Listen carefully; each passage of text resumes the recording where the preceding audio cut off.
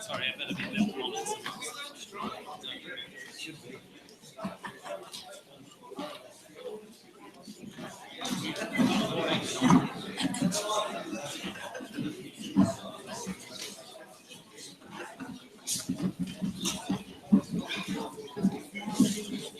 Jane gets no.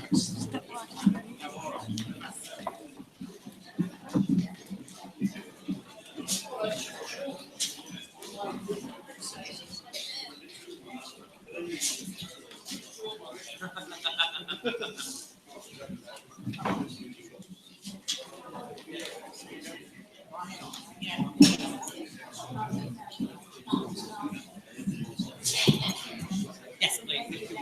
Yeah. No, that's fine. But I've had things going direct to spam, and I get so much stuff. Yeah.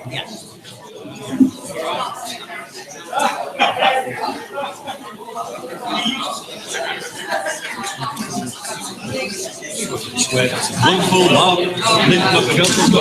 marvellous, best thing.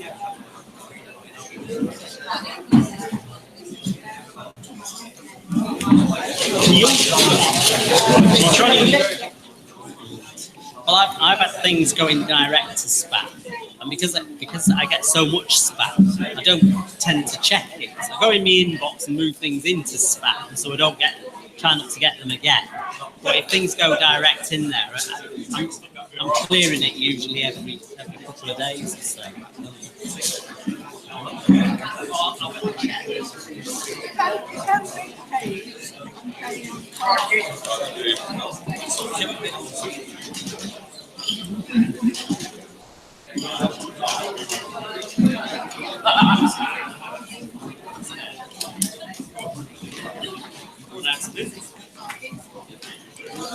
You can back the chair now until about 9:30 and we can get out of here without getting questions on.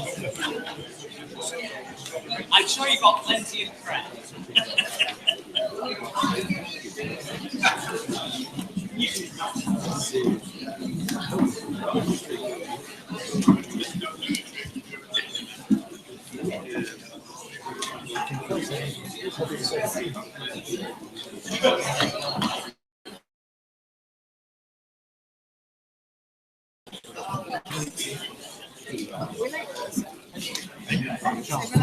No,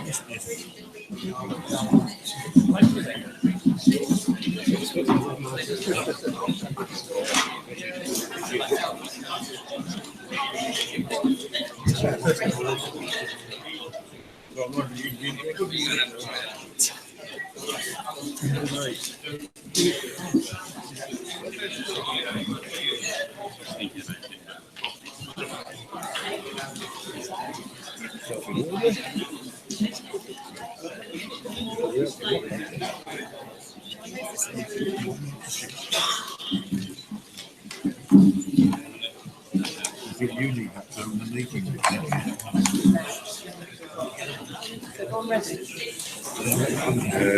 Not quite. Right, 6 o'clock. So ready? Yeah, bang again. Members, can I call the meeting to order and hand over to the Speaker? Thank you, Madam Mayor. Can I remind all members that filming and photography and recording can and will take place tonight. So can you have some respect for people's points of view? And remember the rule in the Constitution which says when councillors are speaking, standing speaking, other councillors should be sat quiet in their seats and listening to what they're saying. And I would be grateful if there's no heckling across the floor tonight and pointing fingers at people. Okay? Sorry? If you can guarantee that. It's all right, Andrew, you always try and get the last word. Okay. Can I now call upon the Reverend Keith Osmond Smith to say prayers for the meeting? Of the length of the agenda, we may need a few. Yes, good evening, everyone, and my sincere apologies for my failure to turn up at the meeting in January. I won't explain why that was here and now, but my apologies. Let's be still.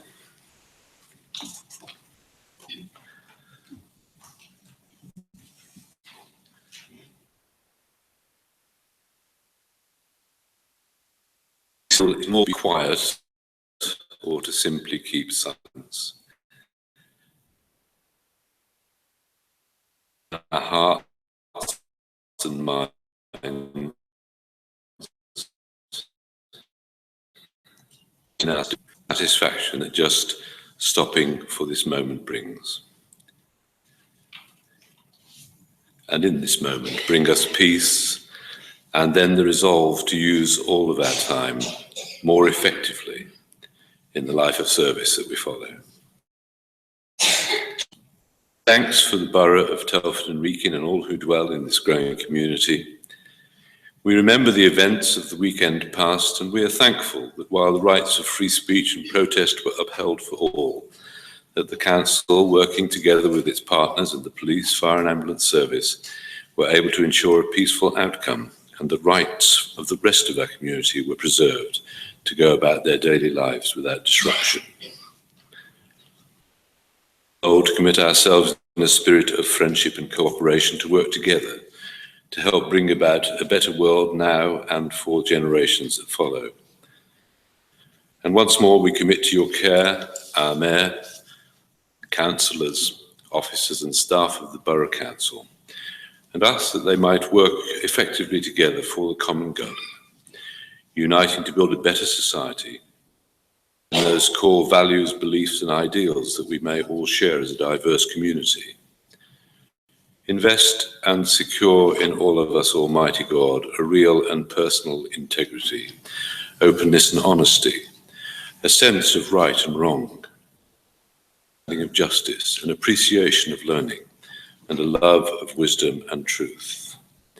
And develop in each of us the practice of care, compassion, justice and peace, respect for one another, for our earth, for our environment. It's right that we thank you for your blessings as we remember with sadness those who are homeless and in poverty, because it should not be. We pray for those who are striving to bring relief to those caught in this trap and who are suffering financial hardship. And we thank you, our God, for all those who spend their lives trying to better the lives of others, for those in public service, for all volunteers, the Good Samaritans, of service for the goods of others. And we say thank you on behalf of all those who are gathered here today. Thank you for your blessings. Thank you for life itself, for the measure of health we need to fulfill all of our callings, for sustenance and for friendship. Thank you for making us capable to be involved in useful work and for the honour of bearing the responsibilities that that brings. Lastly, we pray for this meeting and the agenda set before us tonight. Please give an assurance of what is pleasing to you and what would benefit those who live and work in and around this borough of Telford and Wrekin. And in this, we ask for courage and for compassion. In the name of Jesus. Amen. Amen.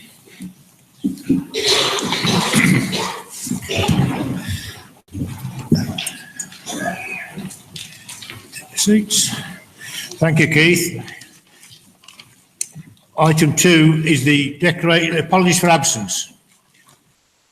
Mr. Speaker, I have apologies from Councillors Mark Boylan and Conor Furnival. Are there any other? And Clive Mason. Thank you.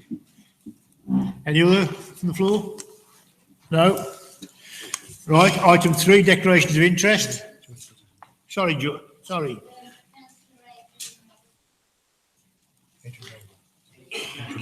Adrian Meredith.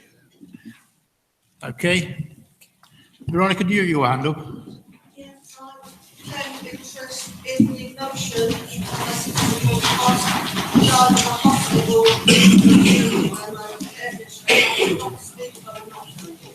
Thank you, Veronica. 2 over there. Same declaration, Mr. Speaker. Thank you.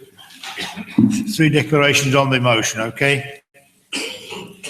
That's to do with the health service hospital. Mr. Speaker, Yes, a declaration on the question I got for the council tax as well, thank you, Colin. but I will be asking the question. Yeah. Okay. Any other declarations of interest? No? Right, item 4, the minutes of the council, the previous meeting. Are there true and correct record? Is that agreed? Thank you. I'll let the mayor sign them then. Now come to the leaders' report and announcements. Thank you, Mr. Speaker. Good evening, everybody. Later this evening, we will debate our budget. And without preempting the debate, I want to use my time tonight to talk about the council's work to support and invest in our borough and its future. Even at this time of the most severe cuts in this council's history, there is still so much going on to help drive our borough forward and make Telford a better place. Better for our residents, our businesses, and our people who want to visit here. Despite these cuts, which we do not want to make, we must find new ways to secure investment and income. Money that will ultimately help support key services that so many of our residents expect us to provide, including support for vulnerable children, continuing support for our older residents, and to help them stay in their homes well and safe. One of the ways we are doing this is through responsible investments that will help create a new asset base for this council and generate new income and create jobs in our borough.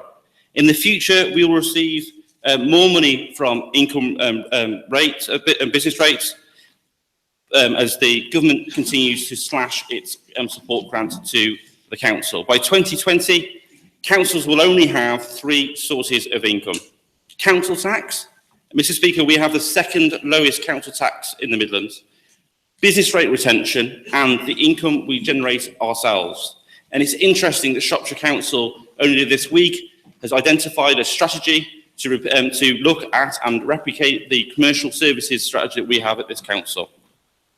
We are investing responsibly, knowing that the return will be greater than the outlay, both now and for many years to come. This is the right thing to do.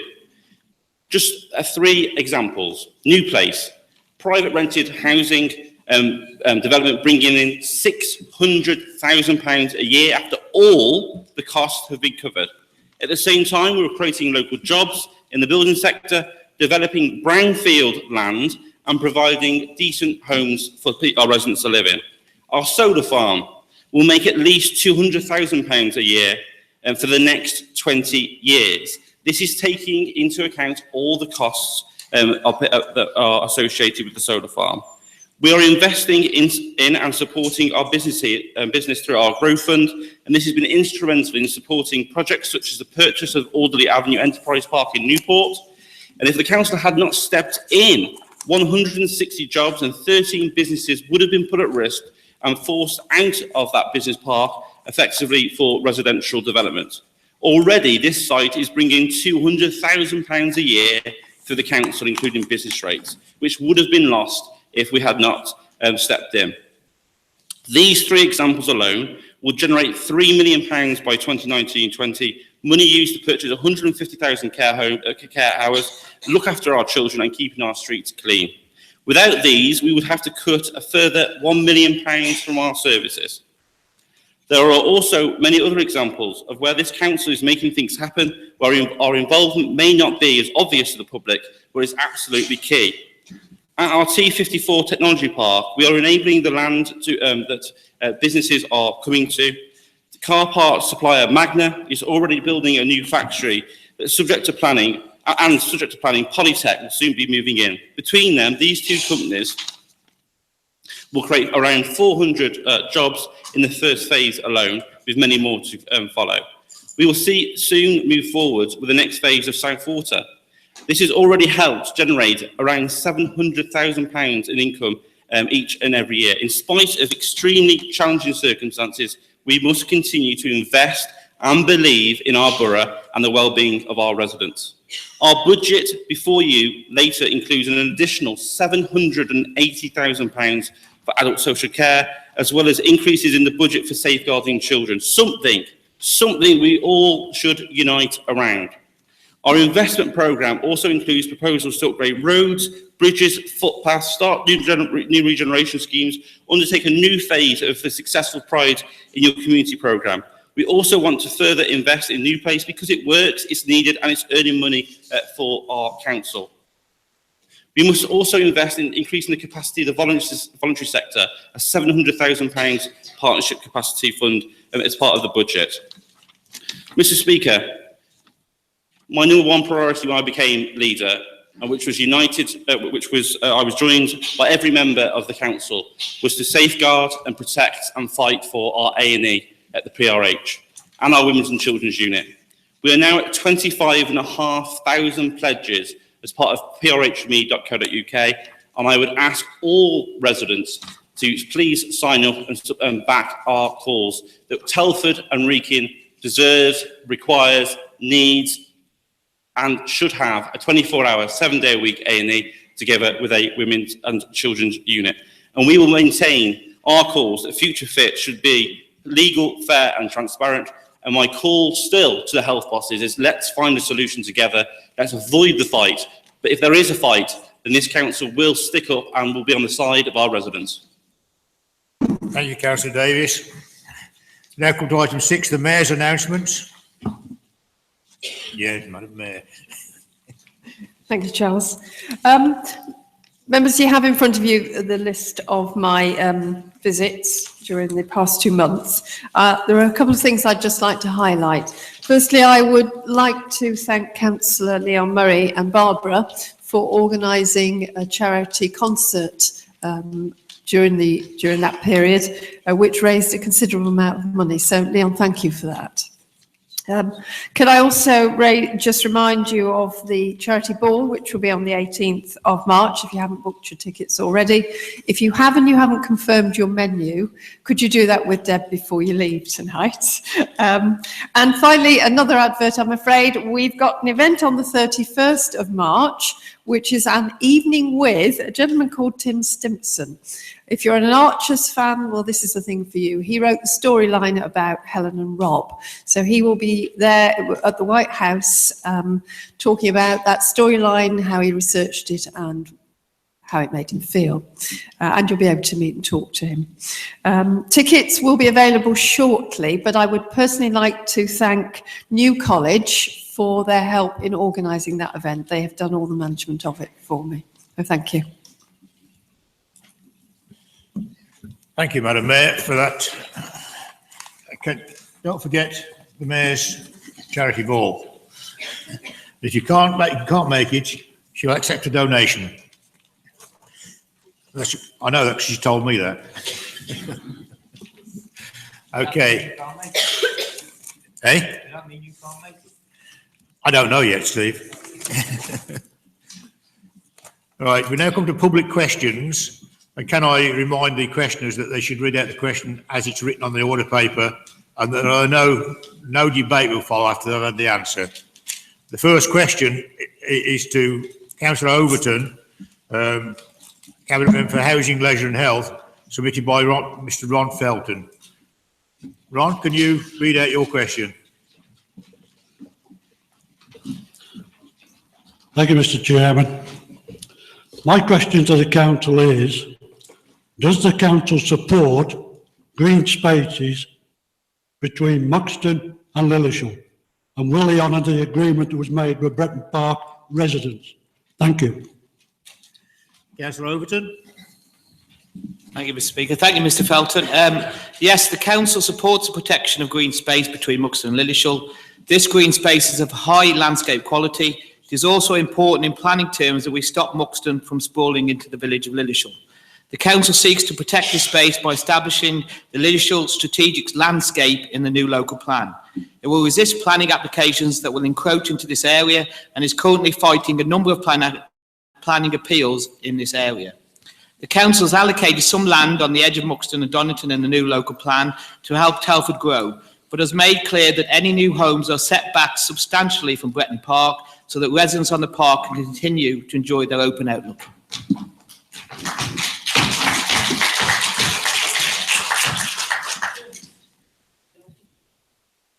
Second question is from Mrs T Wood. Thank you, Mr. Chairman. Question to Councillor Davis.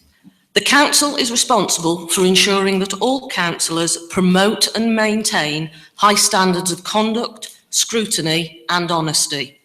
Therefore, do you support any reported incidents of non-compliance by a regulatory body being fully investigated to ensure the council's responsibilities and authority in decision-making are being upheld? Thank you for the question. Yes, I do. I think it's important to be very clear that councillors and officers at the council have a very clear, distinctive and separate roles.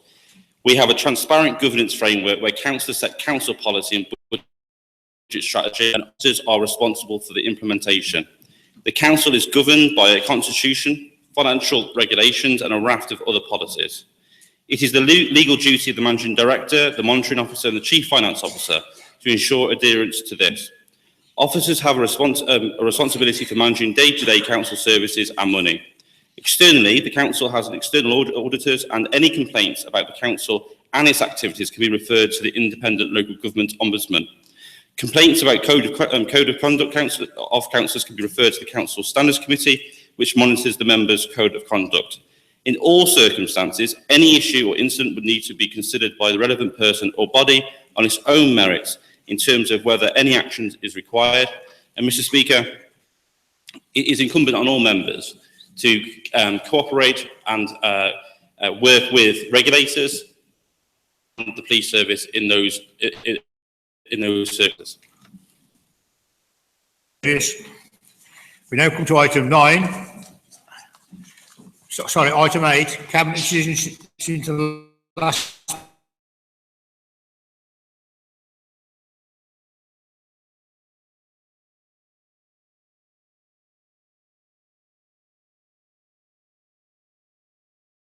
I have 2 questions. First one is 2.2.1.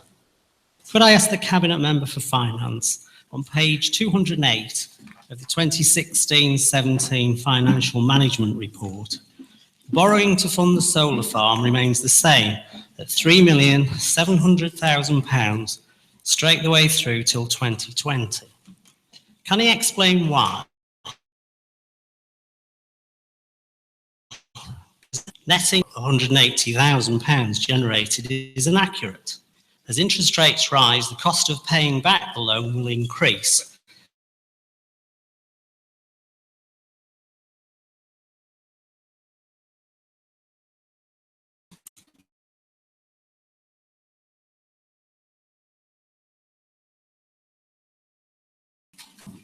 The budget debate.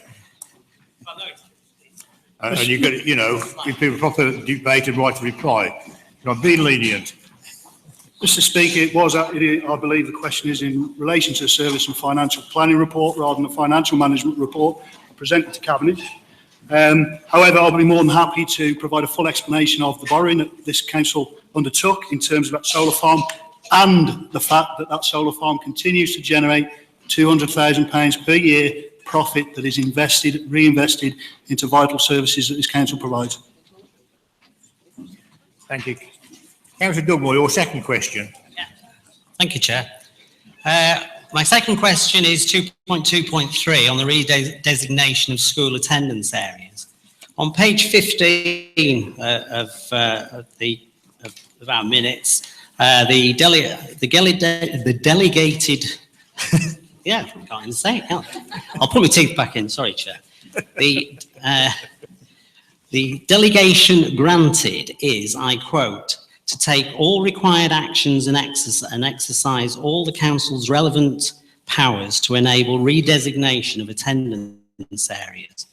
Results in out-of-area children having higher priority than borough children to attend Telford and Wrekin schools, which is in direct conflict with this council's statutory duty. Can she explain how she will legally defend this position? Thank you for your question. As you'll know, that today, on a cross-party basis, we have wrote to the Secretary of State for Education about this very issue, and we're saying that what we need to do is ensure that fairness is right across the board. And as part of this report, which came to Cabinet last week, we're ensuring that local students have access to their local schools. And by writing to the Secretary of State today, that's exactly what we're asking for the Secretary of State to explore, because this is out of our area. This is a government legislation. So unfortunately, we can't change the rules of the government. That's up to our MPs to lobby on our behalf to do so. So therefore, I hope that we'll get a positive response from the Secretary of State for our letter today. Thank you. Councillor Jane Greenaway. It's all right, Mr. Councillor Nelson. There's two others before you. Thank you.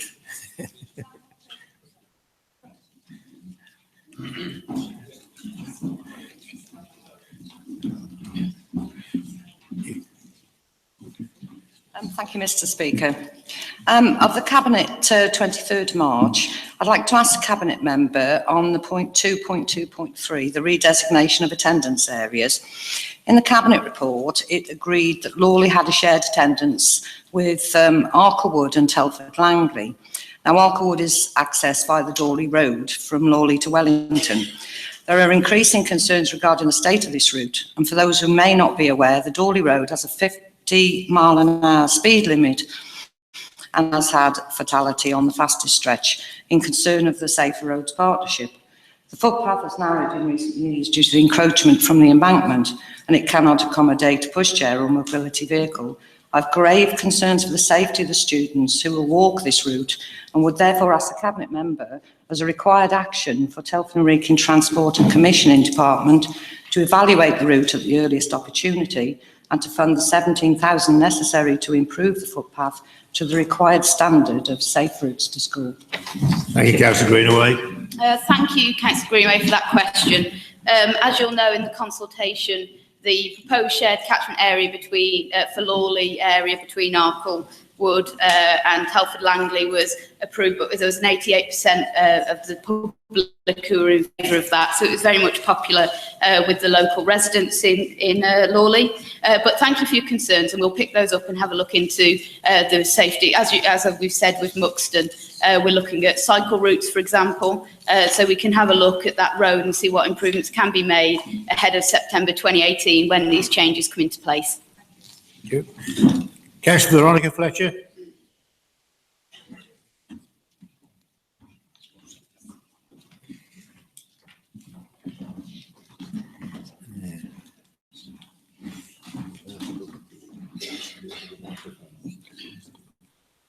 Is on the 2nd of February, 2.1.2 procurement update.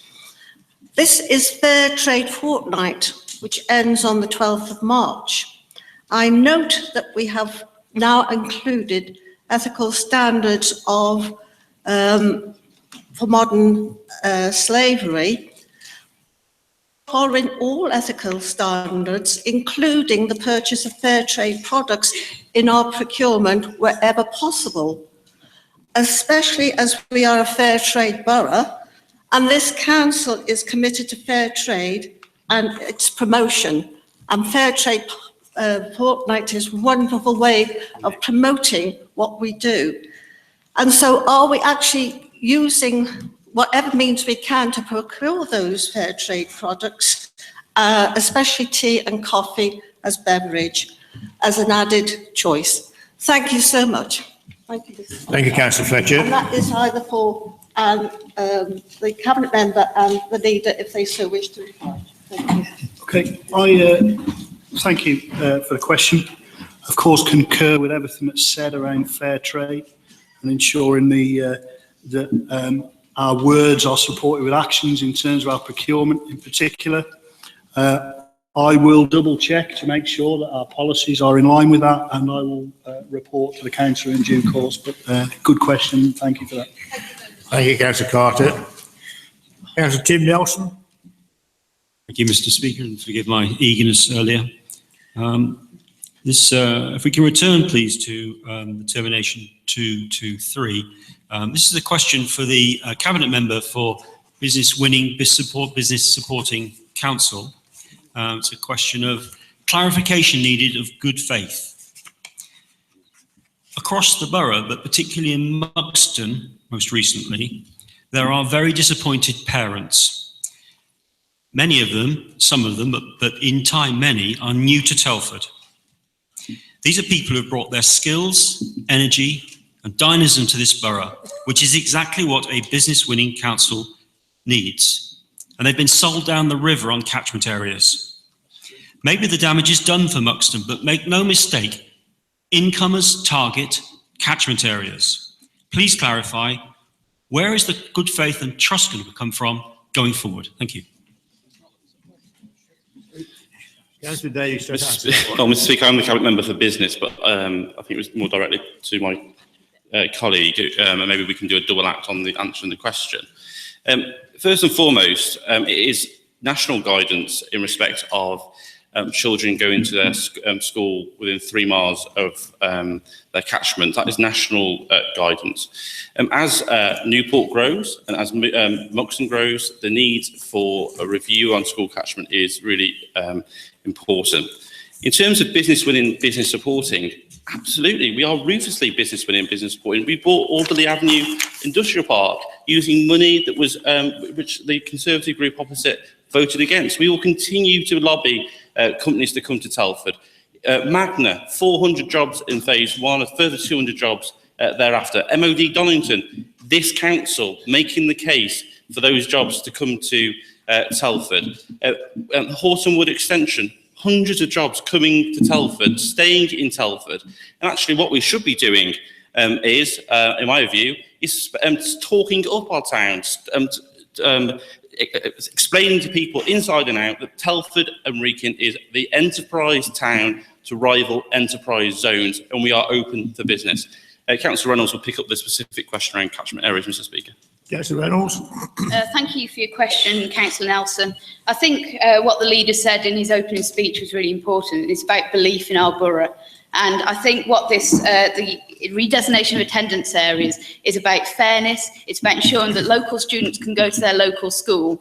And actually, we should be talking up all our schools right across the borough, because Telford Priory is serving thousands of students. And it's about time that actually we heard some positive words from the opposition about that school, because you're failing local students and you're failing local parents by talking that school down, because it will achieve, and it will achieve for those students there right now.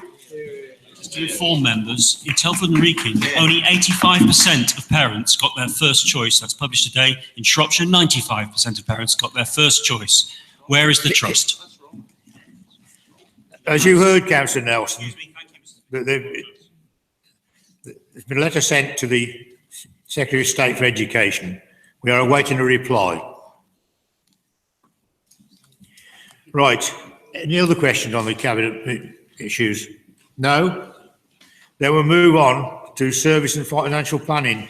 Now, this is going to be a long debate, no doubt about that, it always is. But can I remind members that any member in council tax arrears should declare an interest in this item and leave the room? Is anybody in council tax arrears? The records show nobody's in arrears, but if you think you are, now's the time to go. Okay. Now, on this is going to be, there's nobody leaving the room, so I assume you're all in the clear. I have to tell you that caveat because that's the law. It's illegal for you to do it. Okay. Now, there's going to be Councillor Lee Carter is going to move the budget. He's got 20 minutes to do it. It's a long time. We're going to move. I understand there's an amendment, which I'm going to give the opposition time to move the amendment and their budget as well. Councillor Tomlinson will also, as leader of the Liberal Dems, will also up to 10 minutes. And we'll take a budget debate as a whole, because if you don't do it as a whole, then you've got two debates on the same subject and it's messy. And at the end of that, the final vote will be a recorded vote. That's the final outcome. It has to be a recorded vote. The law says so. And I'm not about to break the law. So we'll take it as it comes. Councillor Lee Carter.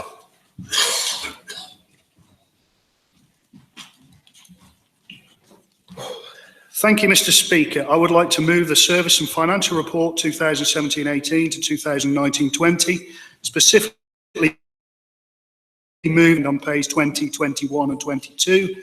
2 recommendations within Appendix D2 on the capital programme, page 134. The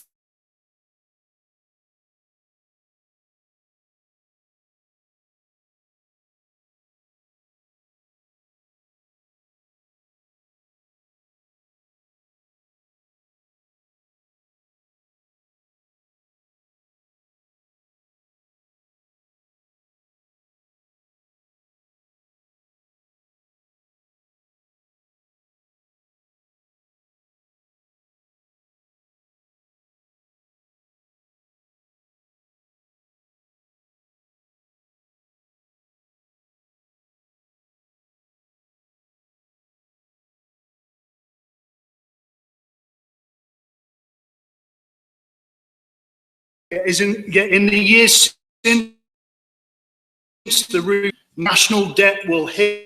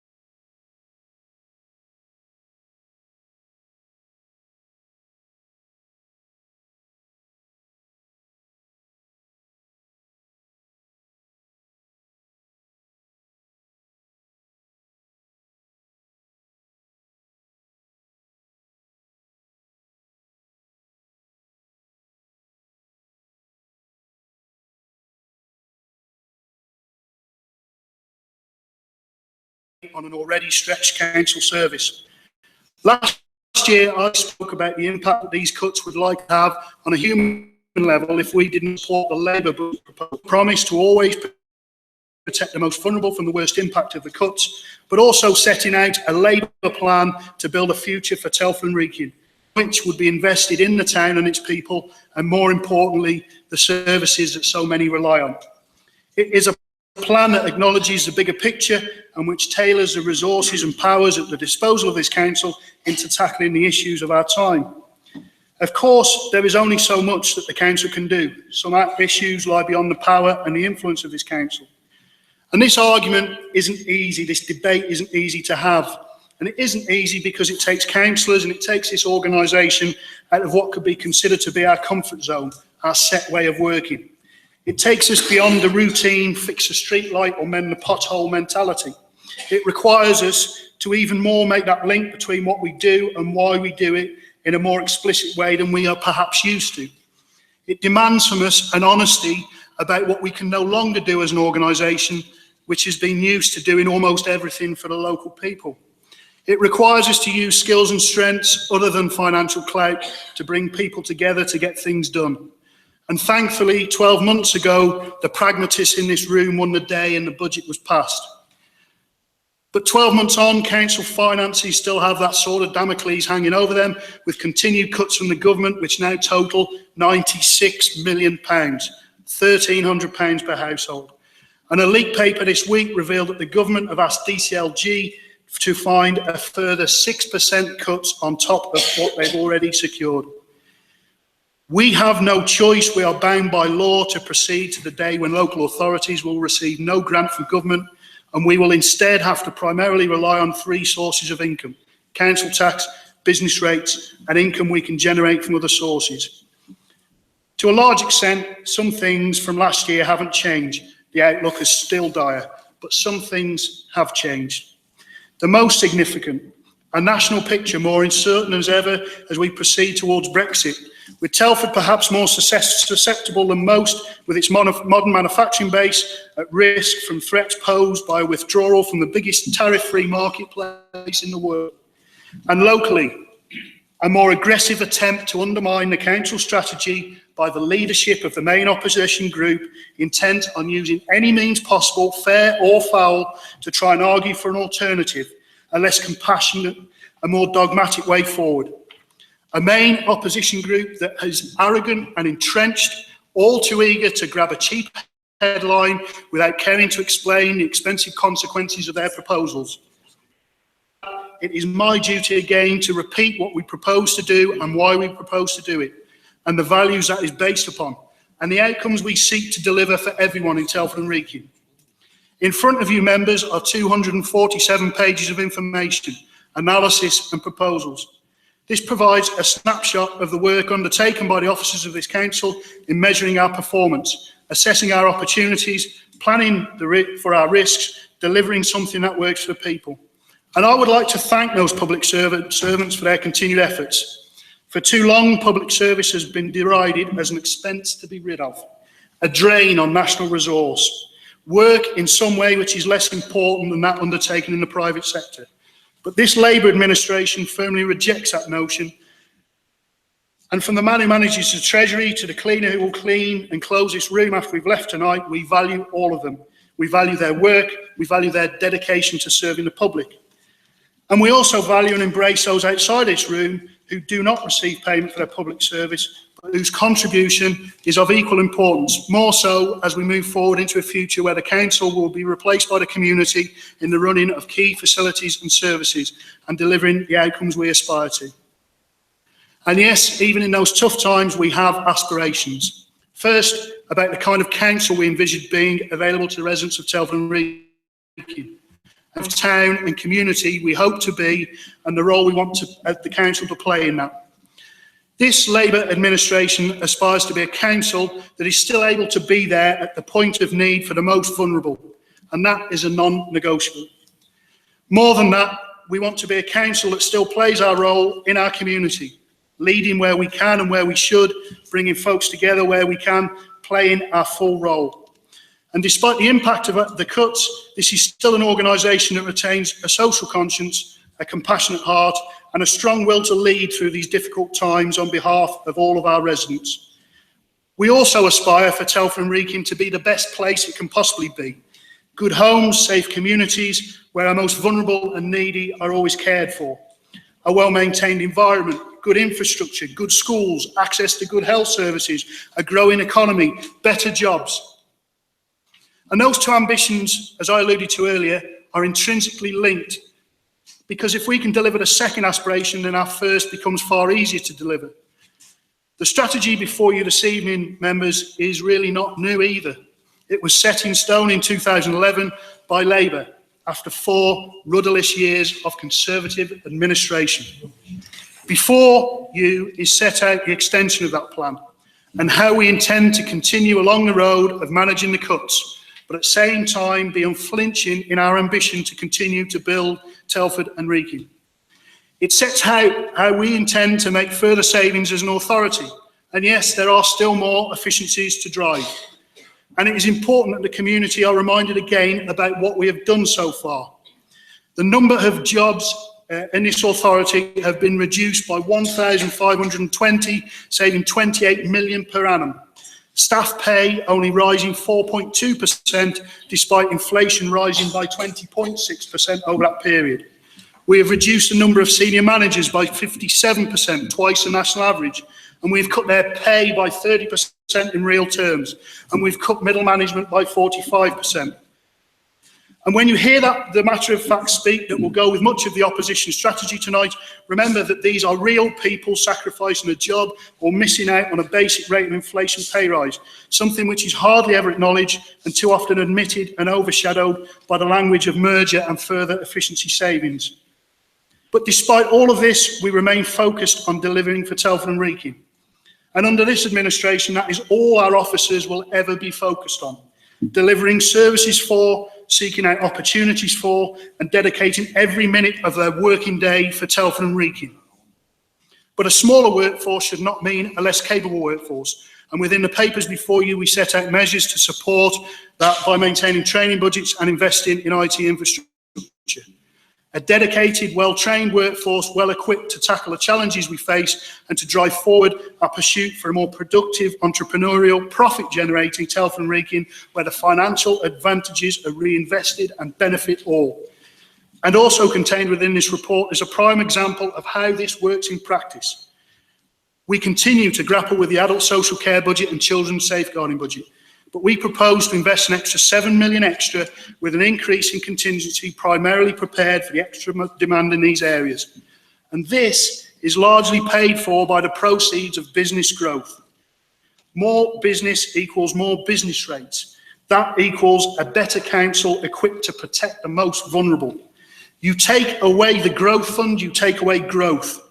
You take away growth, you effectively throw away the keys to the financial handcuffs already on this borough's wrists, and as a result, its ability to look after the most vulnerable. And we will not shy away from investing either the proceeds of our financial prudence or borrowing wisely to maintain growth or generate profit. So we aim to drive growth, build factories, encourage business, create jobs, build homes, and generate income from other sources. And we understand the need to review and invest in infrastructure so that growth remains something to be proud of rather than something to be resentful towards.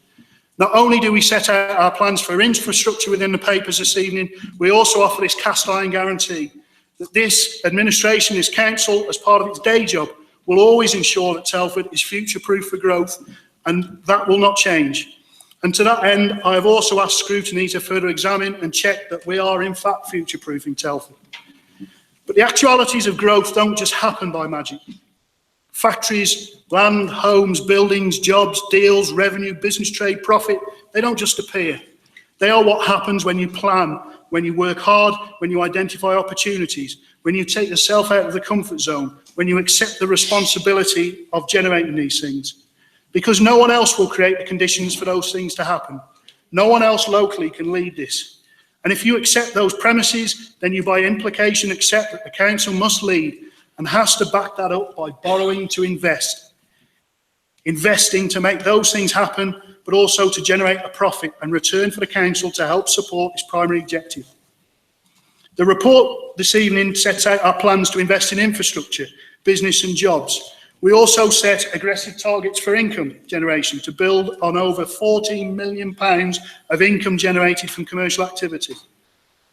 And we also want to invest in housing. The rental sector in Telford is booming.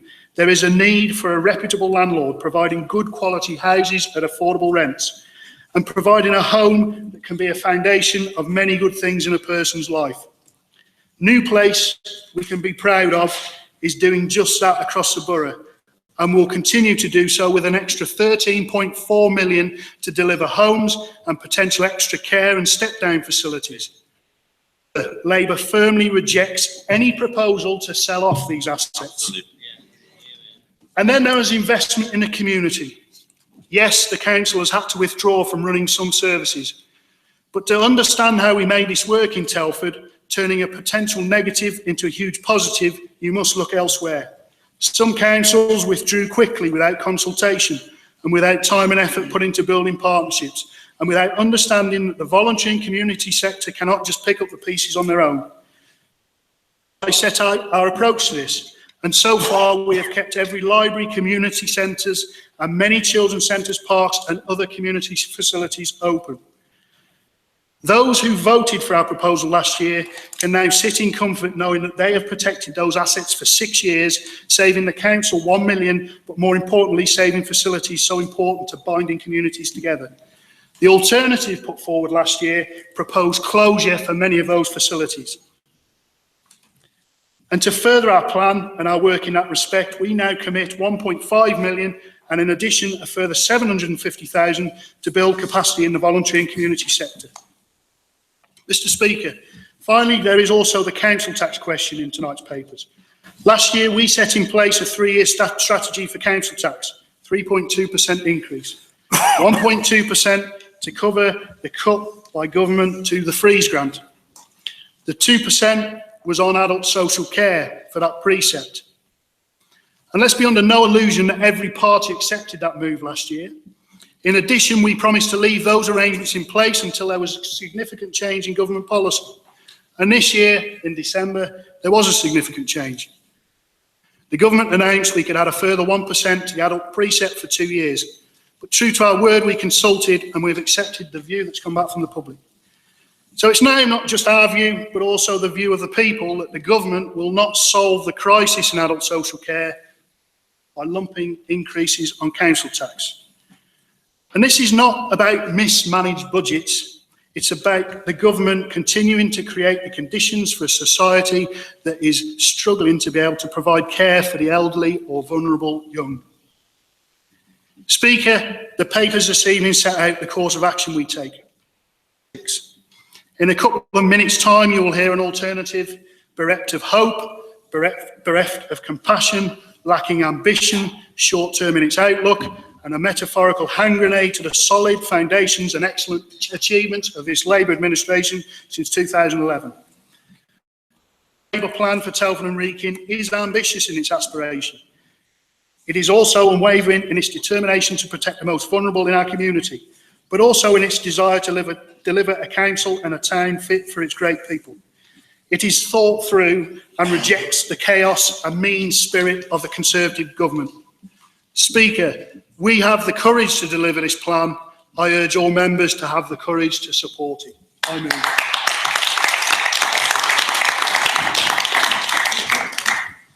Councillor Sean Davies to second. I'll second the motion and also reserve my right to speak.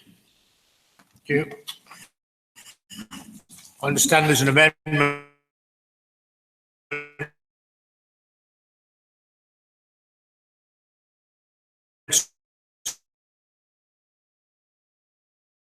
So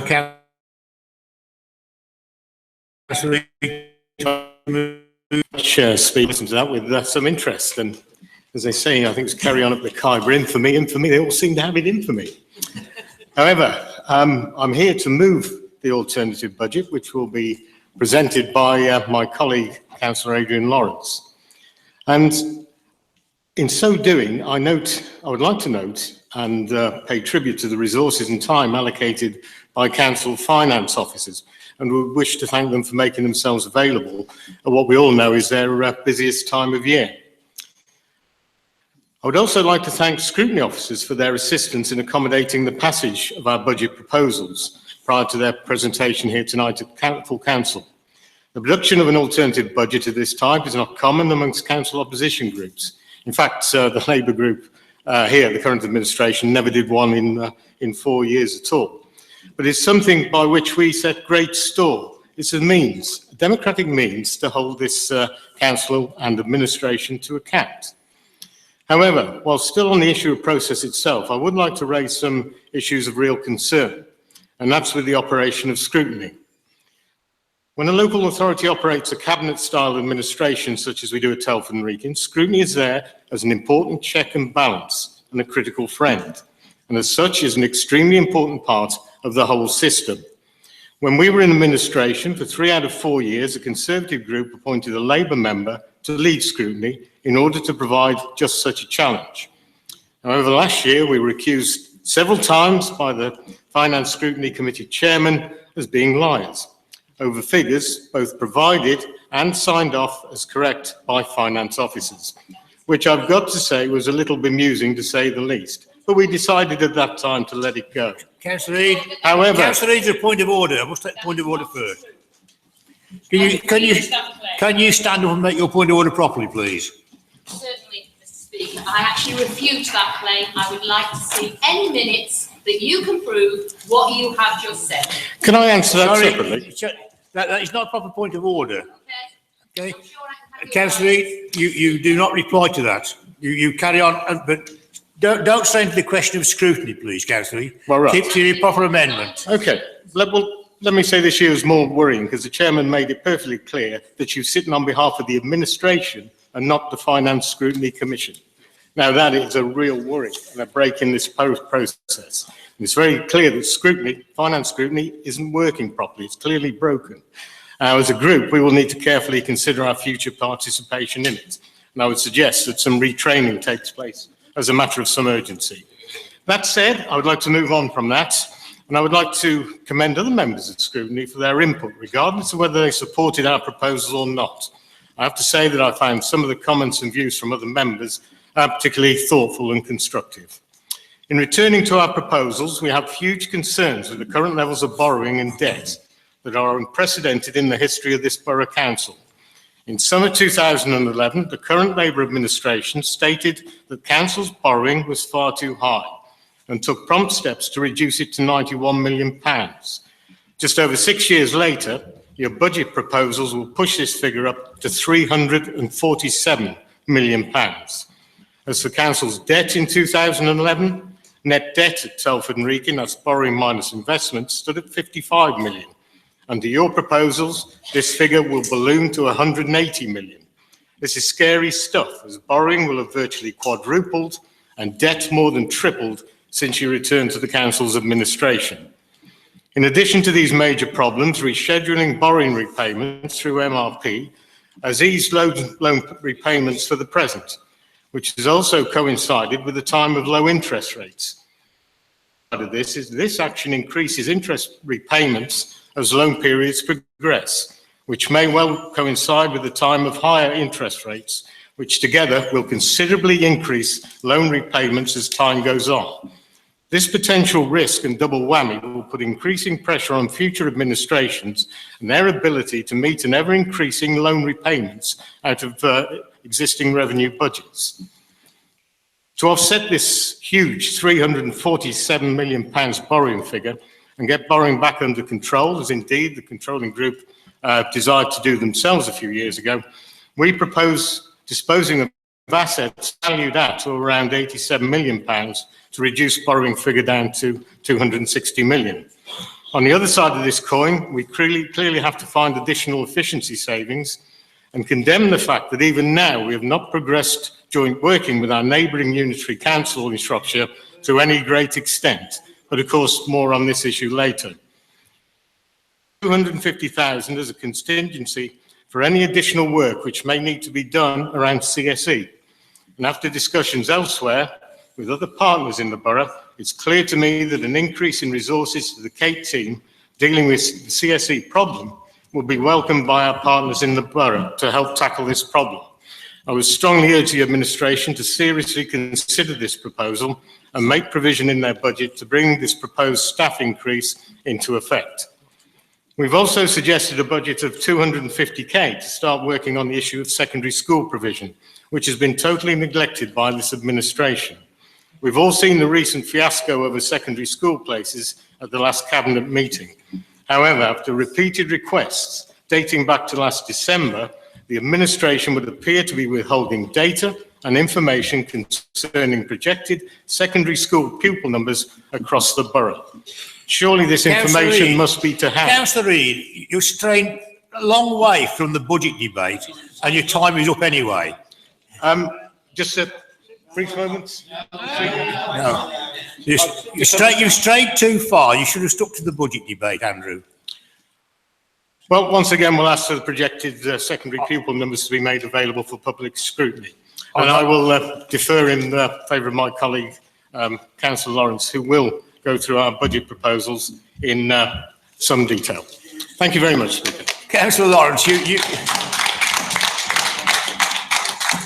Councillor Lawrence, you get to second the amendment and also present the budget, your budget.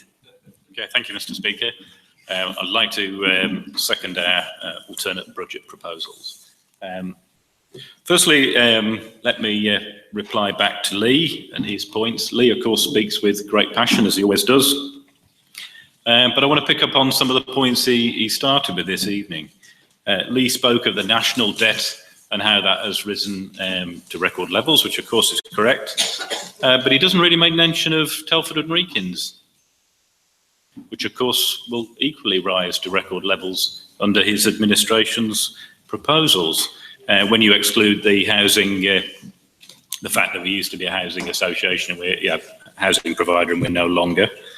It outlines a future strategy for the town, but a strategy which is built on debt That's not a great prospect for the residents of the borough.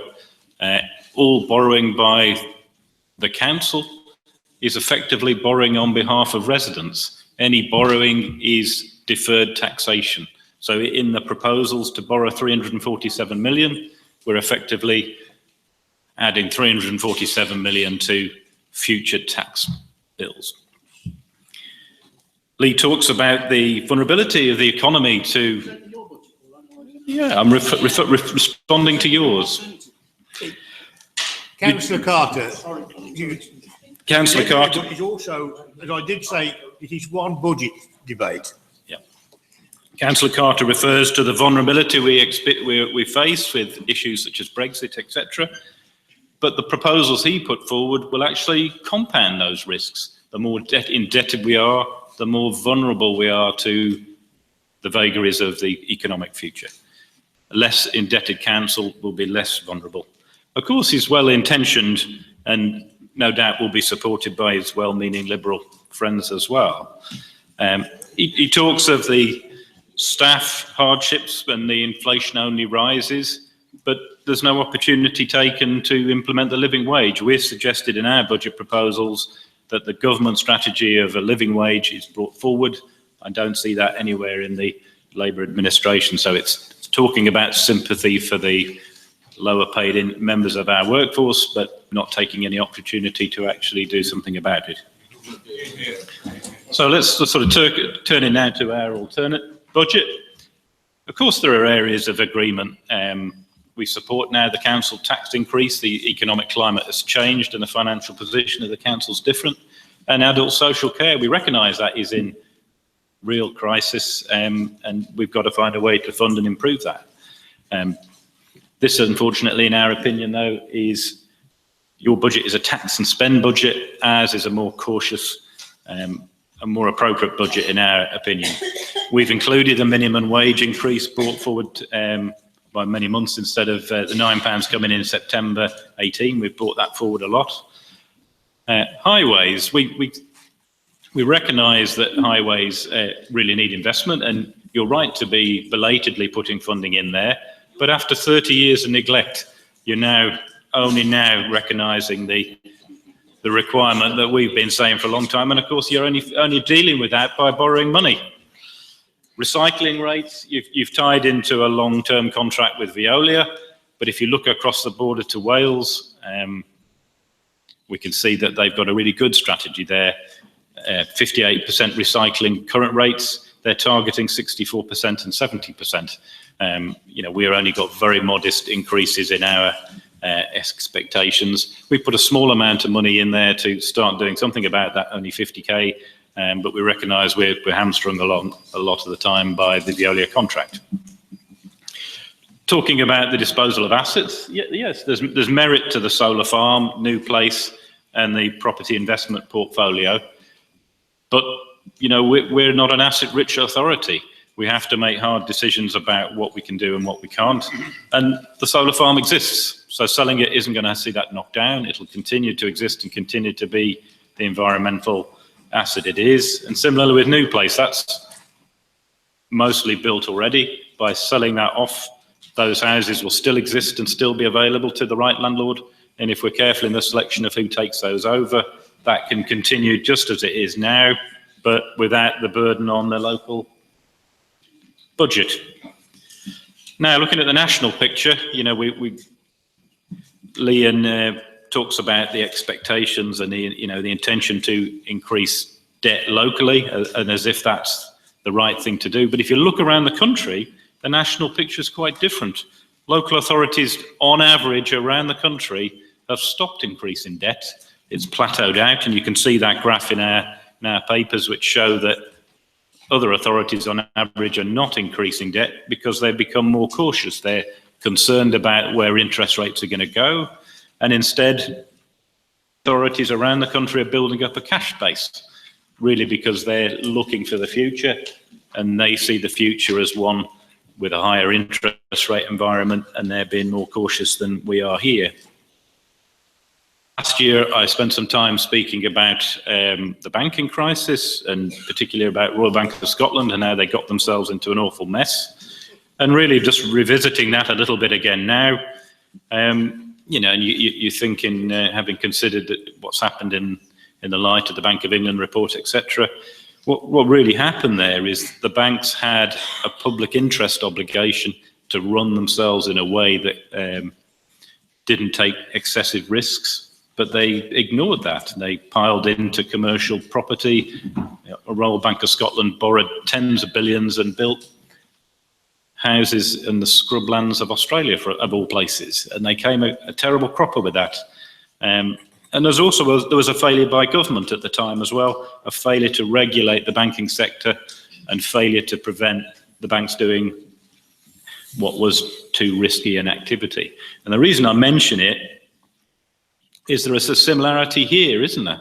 Because we, as a public organisation, ought to be regulated and restricted by government, but we're not. We've got the flexibility of prudential borrowing, and in my opinion, there should be a regime imposed to prevent local authorities, including Telford and Wrekin, borrowing excessively. That's how it used to be years ago, and our worry and my worry is that we're going to see a repeat of the banking crisis, but in the public sector, where local authorities around the country can run into problems, and of course the public's going to have to sort that out. I hope it's not going to happen, but it's got to be considered.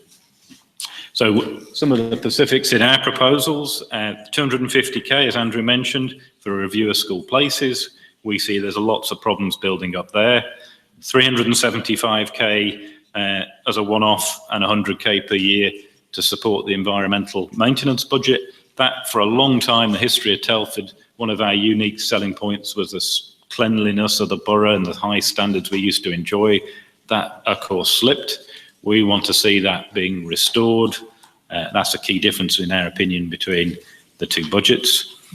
The council currently has around 89 million of short-term borrowings, which the budget shows at 3.5%, but is in fact being borrowed at around 0.3%.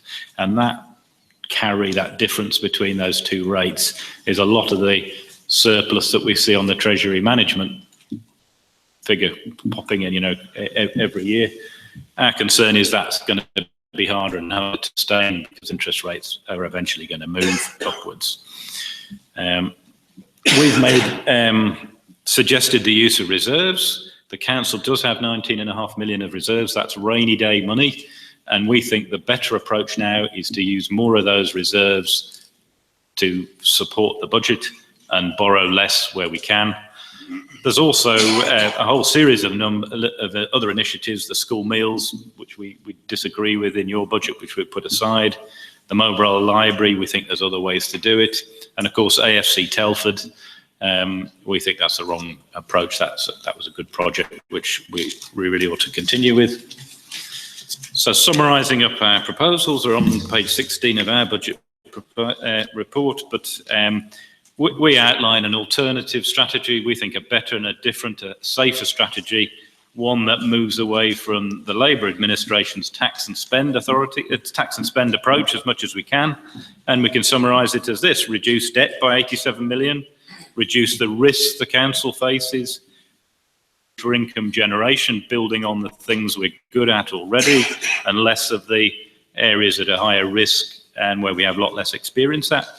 Cutting out or reducing union subsidisation, a reserve for protection of children, bringing forward the living wage, which is national policy, better planning for school places, 250k, review and revising shaping places, review rights of way, reduce the extent of service impacts, and setting our own contingency. So I'd like to recommend that as our strategy, and hope you support it. Thank you. Thank you, Councillor Lawrence. Councillor Bill Tomlinson. First of all, Mr. Speaker, I would, I've got more than 1 minute, 36 seconds, haven't I? God forbid you got 20. Thank you. I'd like to thank the Conservative Group and Adrian Lawrence for presenting an alternative budget, because it's not easy to do. And I welcome the approach that they took and the thoroughness.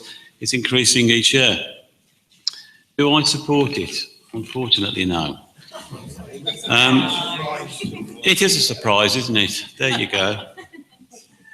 There are some points in it that I would think have got merit. The review of the rights of way, or the 100,000 that we wish to invest into that, and the street pastors, I would fully support that.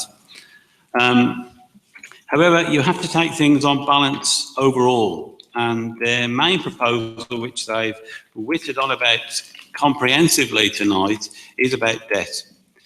Now, I think we all know a little bit about debt, because I'm sure we've all come across it personally ourselves and in businesses that we've run. And there's a difference between a debt that's been created because you simply haven't got enough money because of revenue spending each year, and you have to borrow just to make that up, which is a slippery slope to Armageddon for yourself. However, in any good business that wants to expand, you sometimes need to borrow money to invest in assets that will give you a return. It's also called capitalism, which the Conservative group would fully understand. The additional borrowing that we're taking on here, unlike the government, that Adrian Lance is quite right, they've got 80 billion of debt every year and it's growing. Every year it's growing by 80 billion, it might start to reduce. That's mainly revenue spending, and he's quite right, that has to be reduced. Otherwise our grandchildren will be paying enormous taxes or get no services at all. That is completely different to Telford and Wrekin. In terms of revenue spending, we are neutral. We are not adding to our debts because of our revenue spending. We're adding to our debts because of assets we're buying. Do I support the assets that we're buying? In terms of pump priming in commercial properties, A, to give us an income, and A, to encourage people to invest in Telford, I do support that. Do I agree with investing in housing stock in areas of parcels of land that private developers have refused to develop? I agree with that. Are those current investments showing a return over and above the interest that it's costing us? They are. They're already showing a return. And in 3 years' time, they'll be making over £2 million. Where are the Conservatives going to get that money from? They're going to take it from all the services and efficiencies. Cuts. So I support the approach we're taking in terms of investing for the future. And I think Councillor Lawrence knows full well the difference between debt relating to revenue and debt related to capital investment. He is misleading the public in the statements he makes. Is he right that it poses a risk? It does. Is it a risk that I think we should take? It is. Is it a risk that the external auditor, when he came to look at our strategy with regards to long-term finance and treasury, did he think it was a reasonable risk to take? He did. He could see no problems with the debt that was growing in our authority and still recognised that it was significantly below other local authorities.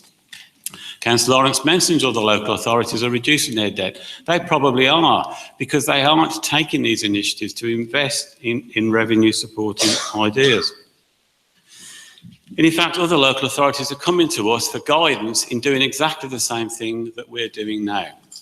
I'll put you to this. Would the Conservative group, if they were in charge, be doing the same thing? Yes, they would. It's complete hypocrisy that they're actually against what the Labour group are doing, and they know it full well. They'll be doing exactly the same thing, and I would expect them to do that as a business and enterprising group. Where else do I go? I think that's enough of this, to be honest. Now, I'd like to come across to it, and a word of caution. In the past, even I had a rebellion from my wife and Councillor Blundell behind with regard to pride in the community. Am I for it? Am I against it? The Conservative government, in trying to bail out most of their local authorities, decided that, oh crap, we are really in dead stuck now with, pardon the expression, you can try that for me. We're in dead stuck now with regard to adult social services. How can we quick fix this for the next 3 years? Whiz oh whiz, and Councillor Lawrence would not have agreed to this. The capital money that we can get from selling off some of these assets, and we've got parcels of land from schools that we've sold, shut in the past or moved on. We can now use that against one-off monies and costs to this authority that we incur in restructuring ourselves. And this has freed up certain reserves that Councillor Lawrence alluded to. Should we be using those in a mad way now to save money? No, we shouldn't. We've got huge challenges coming up, trying to reduce our spend on adult social services and even children's services. Can we guarantee we're always going to find that money? Maybe over 4 or 5 years, maybe 3 years. We've got a good track record. But you know what? We might not. So having a bit tucked away to protect those most vulnerable people from the cuts that we may have to make, I think is a better idea than using those reserves up now as a quick fix. Are quick fixes sensible? No, they're not. So, pride in the community. Will I be able to go home with my wife tonight? Well, on the balance, we've got 16 odd million of reserves, and it's only a commitment to this year. I feel less concerned than I did a year ago. Pose this question. When we last was at council, we all agreed, reluctantly, all of us did, that in terms of council tax support to the people on the lowest incomes, we would reduce that support by £250,000, give or take. We're having to take measures like that and cut certain services because we haven't got the money, and in the long run, we've got to make those savings, and I agree to that. When you're looking at one-off projects, even though they're only one-off projects, ask yourself this question every time that project goes through. Is it more important to do that project than it was to take £250,000 from people who are already short of money themselves? Now, I'm not saying you'll say no to it all, but you need this as a reminder, always as a reminder.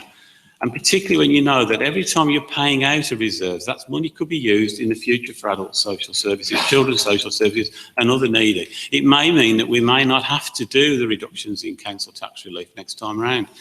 I'm not saying those, I'd rather call them regeneration and support projects, because hopefully that's what it's for. And you're given £1 million, we all go, ooh, we've got £1 million. Let's go out and spend it on something that's really important. Fine. Ask yourself, is it more important than taking £250,000 from vulnerable people? Go ahead, but always have that at the back of your mind. I'm witching on here. I'm preaching like the pastor over there. But it's important that we remember that. You've got 2 minutes there, Bill. I've got 2 minutes. Shall I sum up? I'm in favour of the council tax, the lower council tax that we've agreed to. The 2% desperate council tax from the government to increase adult social services, which is absolutely vital. 85%, I believe, of councils, I've read this in the Daily Mail, so it's got to be true. We're looking to increase council tax at the absolute maximum before they've got to get consultation. 85% of councils, what does that tell you? They're all strapped. That's now. How are they going to be in 2 or 3 years' time? Ooh, I don't know. But it's really biting hard, and it's really going to be. I predict we're going to have to reduce our services to vulnerable adults. We'll try and keep the quality, and I know we should be more efficient, but the nub of it will be we're going to have to reduce our services to those people out there. People like Surrey have had a pilot study done where they could keep all their business rates in a wealthy area, and they've managed to effectively get a 15% council tax increase.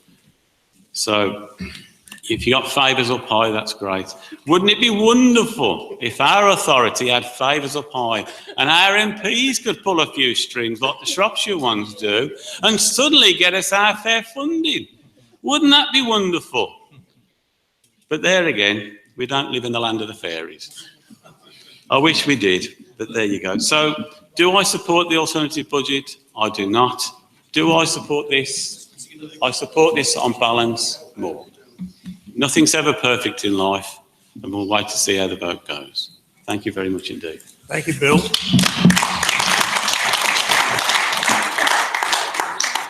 Right. The budget debate is now well and truly open. Who wants to go first? You've got 3 minutes to make a contribution. You're all quiet, no resident. Councillor Scott. Thank you, Mr. Speaker. After listening to all 3 leaders, I've got this urge to actually see a budget from Councillor Tomlinson, because he seems to really have more belief than But I won't say that either of the other two. There's a lot of passion going on. But yeah, Bill has more, he's more of a finance man than I am, and I think he's talking a lot of sense there. What disappoints me with the budgets is that we've got choices in the middle here. I know people think we're either political or we're not, but we can either vote for the administration, we can vote for the alternative, or we can not vote on either of them if we don't like them.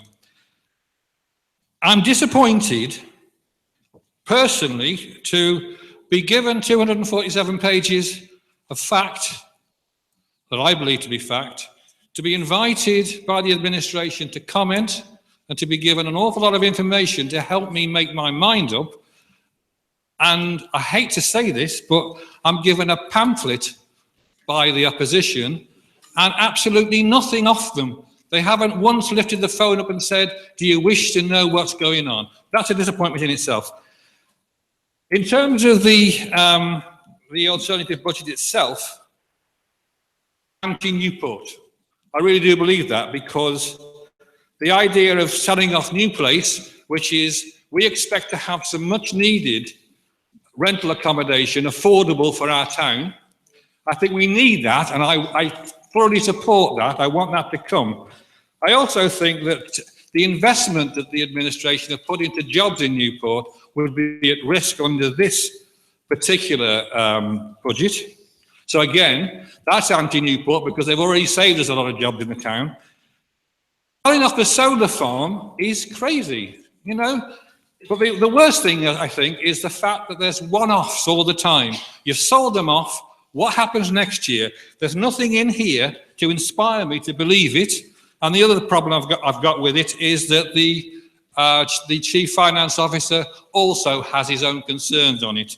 And the final thing I'll say about both budgets, nobody's mentioned CPE, which we want, and is going to be a very expensive thing to have, and I don't see any mention of money for it at all. So unfortunately, fortunately, I should say, I have to say I go with the administration's budget because it inspired me as an individual, never mind as a councillor, far more than the opposition's budget.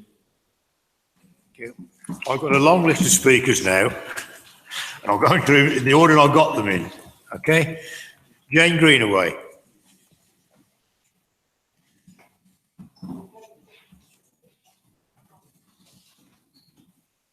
You've got 3 minutes. Thank you. Just want to pick up on a number of points on the amendment to the Cabinet proposals.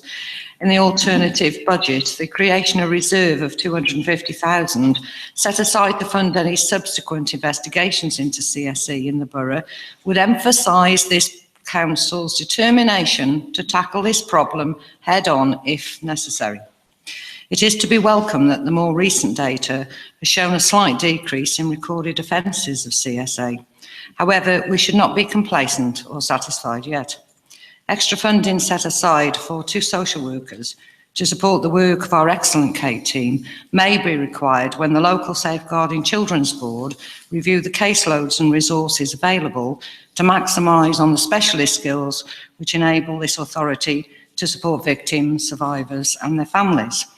I did want to touch on the street pastors, but I know, from the valuable work is carried out by themselves, so I would support the 5K for themselves. The alternative budget highlights the importance of Telford and Wrekin rights of way. Well, I have a bee in my bonnet over this.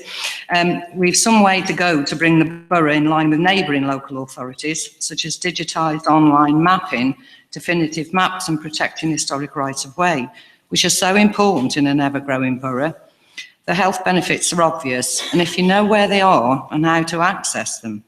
But not everyone wants or can afford a gym membership. This is a free resource on everyone's doorstep, but will not improve without funding. Thank you, Mr. Speaker. Thank you. Arnold England.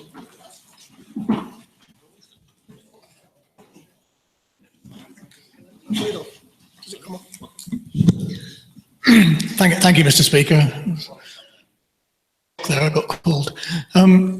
Adult social care. There's a mention of adult social care, and I have to thank a number of people here, my comrades in the Labour group and the Cabinet, for recognising the work that has been undertaken by officers of this council at all levels. I'm not going to name people because I'll miss them out, in helping to reorganise, restaff and restructure adult social care.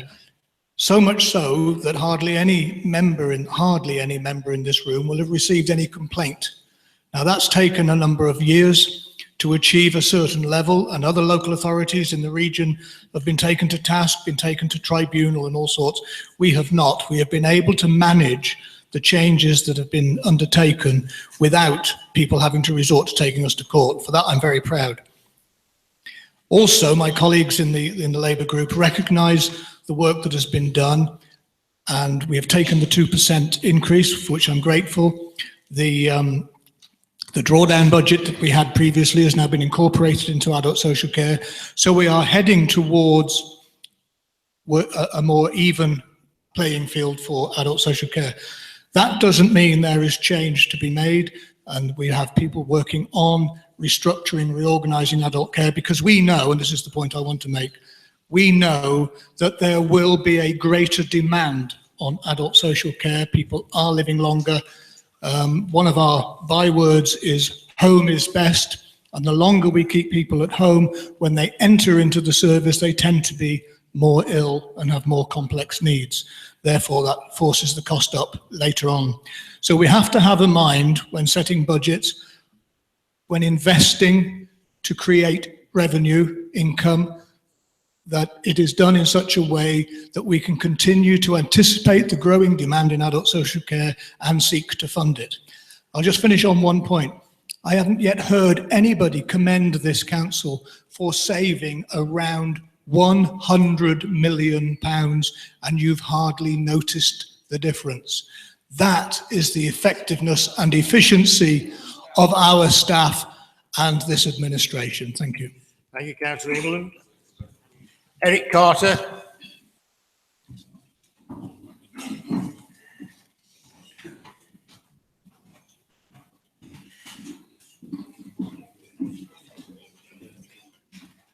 Don't put back to 3 minutes. I will start where it is.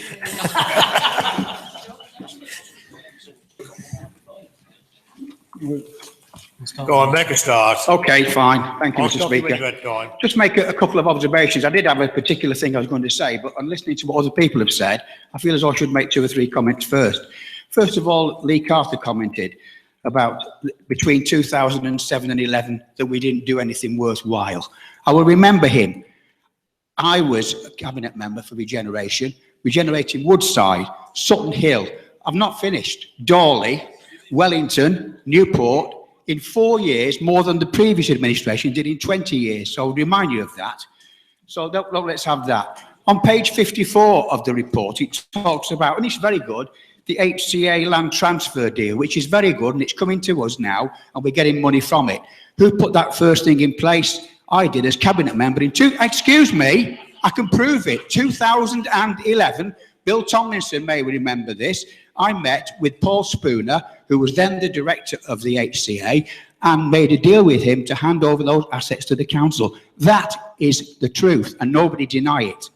Don't deny it, okay? That is the truth. Pardon? Also, can we just not have any heckling across the floor, please? Precisely. Thank you, Speaker. Can you stick to the budget proposals, please, Councillor? Well, I'm talking. They mentioned these points. I'm just referring to them. So if they didn't mention them, I wouldn't have done. Also, when we talk about this is an anti-Newport budget, what's that all about? You keep talking about the 160 jobs saved at Audley Avenue. I'll remind you that, yes, that is a welcome thing to have done, but there was a proposal from St Modwin when they got originally the planning permission to build a new business park to replace those jobs there. I'm pleased the council took it over because there's no guarantee they would have done it, but there's no guarantee either that those jobs would have gone. It sounds good, but I think it's false. We want to see improvements. We want to see a new retail park, and don't talk against that. We want to see jobs, good jobs being created in Newport. Sorry? Yeah, vote for your budget, yeah. Also, when we're talking about CPE that Councillor Scott mentioned, brought that forward. It was myself and Councillor Lowry who brought this forward. What are you laughing at? Are you denying it? Excuse me.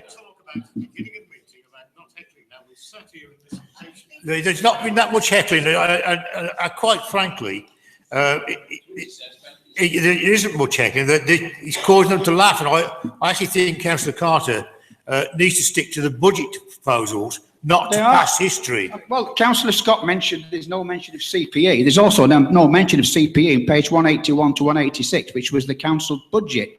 Right. So stick to the facts, please. That's a fact. It wasn't mentioned there. And can that side, please, don't laugh so much. The pantomime season is actually gone. So let's have some. I don't know what they're laughing at, because everything I've said so far is perfectly true. Let's have It's some factual, decorum. and I can prove it if you wish me to. Can you give Councillor Carter another minute, please, rather than 45 seconds? And I would just say finally that also we've had a mention that from councillors also that said this 250 odd page proposal from the council for the budget, and we've only had a small pamphlet. Again, it's been mentioned that for 4 years when we were administration, there wasn't even a pamphlet. There wasn't even anything on the back of a postage stamp. There was nil, nothing. So at least we are putting our efforts, and I thank our people here and the officers for taking time to give us the opportunity to give you an alternative budget, which I appreciate that Councillor Tomlinson has made some comments too, and is not down crying all the things that we've said like other people. So we've done the right thing. We've looked at an alternative budget. We'll see what the vote is later. Thank you. Thank you, Councillor Carter. Councillor Lowry.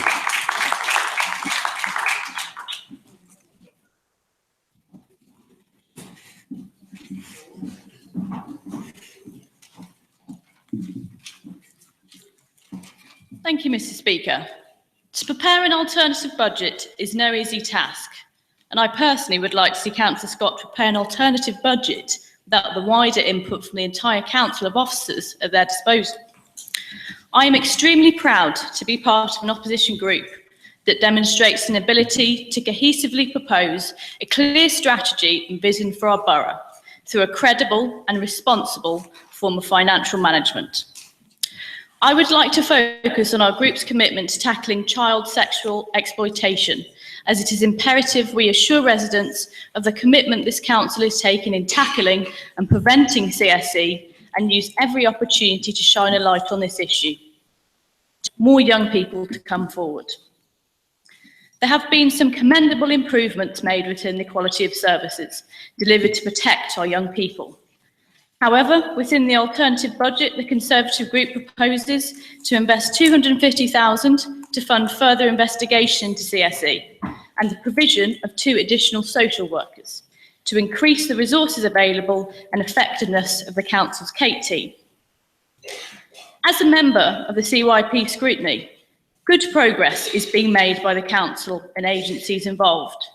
However, additional investment to protect young people that go missing from home or care and a commitment to further investigation will inform our understanding and ability to more extensively and successfully monitor the scale of CSE within our borough. Further investment into 2 additional social workers or CSE practitioners would enable the team to increase their capacity to more proactively be involved in education, the prevention and raising awareness of CSE within families and children and professionals throughout the borough. I imagine all members of this chamber are in support of the help and care Telford Street Passes offers our residents. And as Keith's here tonight, I'd like to personally thank them for all the work they do. Their invaluable contribution in protecting our young people. And in recognition of this, the Conservative group proposed to contribute £5,000 per annum to ensure we expand their resources, which will help support them in their efforts to practically respond to the problems of crime and safety within our communities, as well as continuing to contribute to the vital and preventative work that has a real ability to make a direct impact and contribute to informed intelligence to tackle CSE. It's important, Mr. Speaker, to emphasise our commitment to investigating these crimes and acknowledge the significant concerns around the sexual exploitation of children in Telford. This investment not only sends an important message to these predators, but also to the most vulnerable members of our community that we are doing all possible to prevent such abhorrent crimes. Thank you, Councillor Lowry. Stephen Burrell.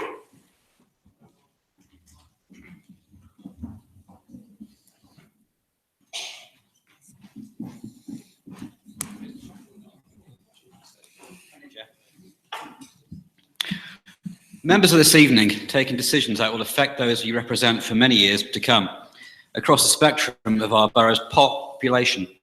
What to some might seem significant savings or eliminated services will impact most profoundly on others, and we have a responsibility to ensure those effects are reduced or prevented wherever we can.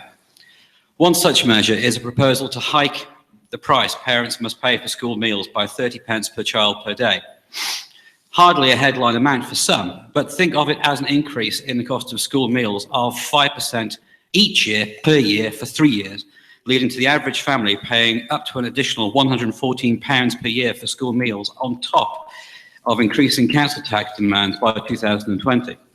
This places an unfair burden of increased taxation on hard-working families across the borough, a thoroughly undesirable outcome that is entirely and completely avoidable, as demonstrated within the alternative budget proposals. Another proposal in the administration's budget seeks to eliminate the mobile library service, a vital lifeline for many residents, predominantly elderly and in our already poorly serviced rural communities. For many users, the mobile library represents a dearly valued service, providing regular opportunities for interaction, otherwise profoundly lonely and isolated daily routine. Our alternative budget proposal clearly identifies a pathway to retention of the mobile library service for the most vulnerable in our community, partially supported by Members' Pride funds, an initiative I urge you not to dismiss out of hand. These are but two examples of how decisions taken this evening may negatively and disproportionately affect residents across the spectrum of age, need, and location within the borough. Would hard-working families in your ward want you to increase their living costs if an alternative was available? When a resident asks you what has happened to their mobile library service, how would you justify voting to eliminate it this evening when you have the power to keep it running? One thing you could not say is you had no alternative. A clear and robust alternative sits before you, and I urge you to support it. Thank you. Councillor Gilly Reynolds. Thank you, Mr. Speaker. I think it says it all that Councillor Lawrence left less than 3 minutes to talk about the alternative budget and spoke about our budget for the rest of his time. And I think that says a lot, really. And you expect the members in this chamber to support it with less than 3 minutes information. But I'm just going to speak about the proposal in the alternative budget about the £250,000 review into school organisation. This is entirely unnecessary. School organisation takes place on a daily basis by a number of officers who are paid to look into this. It's not that we don't do it, it's entirely unnecessary. And I find it astonishing that you would suggest that to invest 250,000 into that when our school improvement grant has fallen by almost £2.5 million since 2013. And that's by your Conservative government. There's been no increase to pupil DSG funding in financial year 17-18, and therefore that's a real term cut. And the high needs funding is lower for 2018-19 and can't keep pace with growth in pupil need. So there's a certain irony tonight that you disagree with our recent school organisation reports due to concerns over standards in school, and yet you don't lobby your Tory government against enormous cuts to the school improvement grant. By doing this, you're failing to represent the concerns of local students and their parents and teachers in this borough. And I think you should take that to heart and speak to your MPs, because it's disgusting that you're failing children in this borough.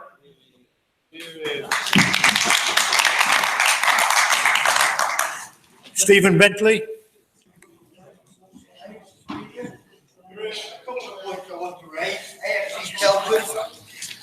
Councillor Bentley, there's a microphone near you. Can you use it, please? You're not going to tell me you can't hear me. I can hear you, but can the audience at the back? Yeah, they can. I hope this isn't going to come off my time, Charles. We'll give you, Put it back straight. We'll give you 2 minutes 49 seconds. Oh, you're joking. Right, AFC Telford and Waste. Back in 2005, our Cabinet Member for Finance rallied the community to resurrect the football club from oblivion. At the time, he was ably supported by our Director of Finance, Steve Wellings, on behalf of this council. Successive administrations have, until now, continued with that support in a variety of ways. The club responded by becoming a major partner in the community, activity and engagement. And many examples of these benefits that this has brought to the people of Telford can be found. Now we find the club is once again in a precarious position financially. As a council, we are not unique in having partnerships involving football clubs. The value they bring is not only to the community, but to the disadvantaged groups, the local economy, and the ambassadorship that cannot be replaced. So let us not now turn our backs on this local institution. Not only do I support the opposition recommendation to continue council support for AFC Telford, but I recommend to members that they also support the initiative wholeheartedly. Waste. Again, Charles, I had the privilege of being a cabinet member in 2 successive administrations for the environment. Some will remember that during those periods, I was at the forefront of many proposals and the changes to the regimes.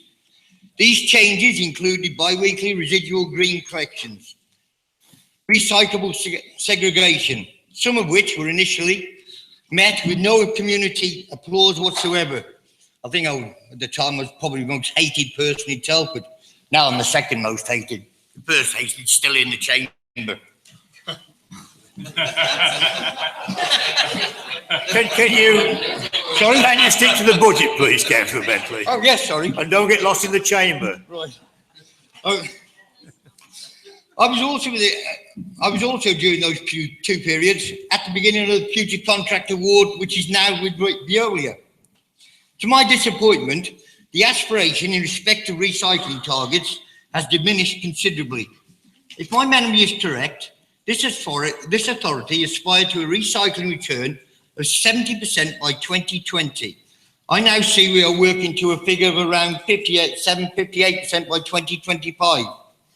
I feel the authority has missed real opportunities with this service provision.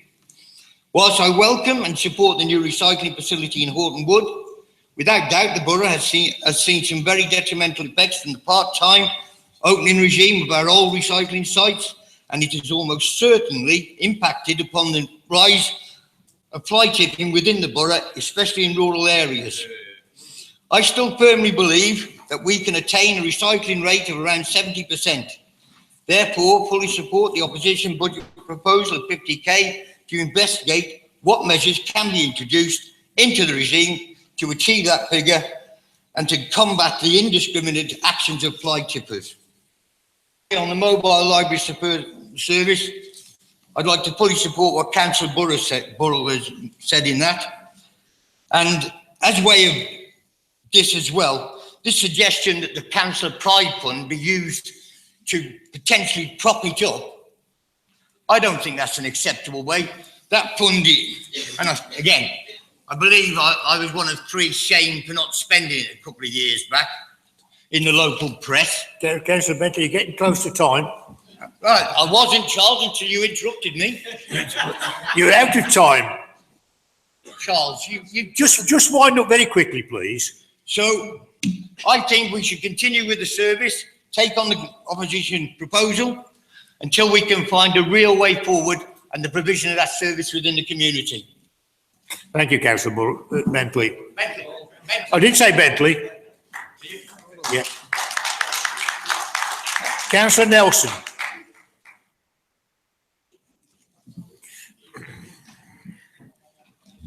Thank you, Mr. Speaker. I would like to commend the alternative budget to the Chamber, and I'll open by reiterating, reminding us of the comments that Councillor Lawrence told us about debt.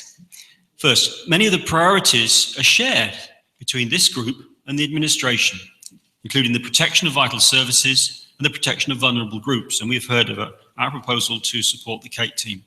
We make similar assumptions on income from council tax increases, and social care precept.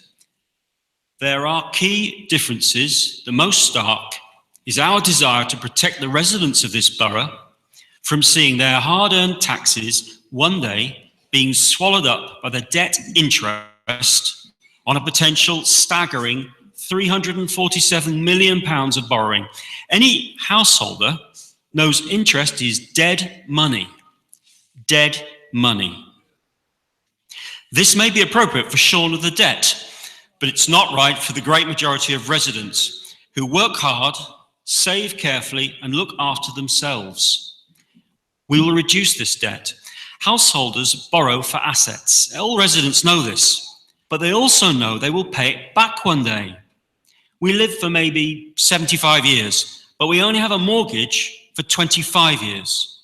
The way this administration's debt is headed, it's forever. I'd like to add something I hadn't got originally written in respect of Councillor Thompson's remarks about capitalism, and that capitalism does involve borrowing money to invest in an asset which will give a return. When I worked for multinationals, which I grant was a long time ago, we used to work on 2 years payback. That was capital and interest. The business I currently work for now works on 1 year payback, capital and interest.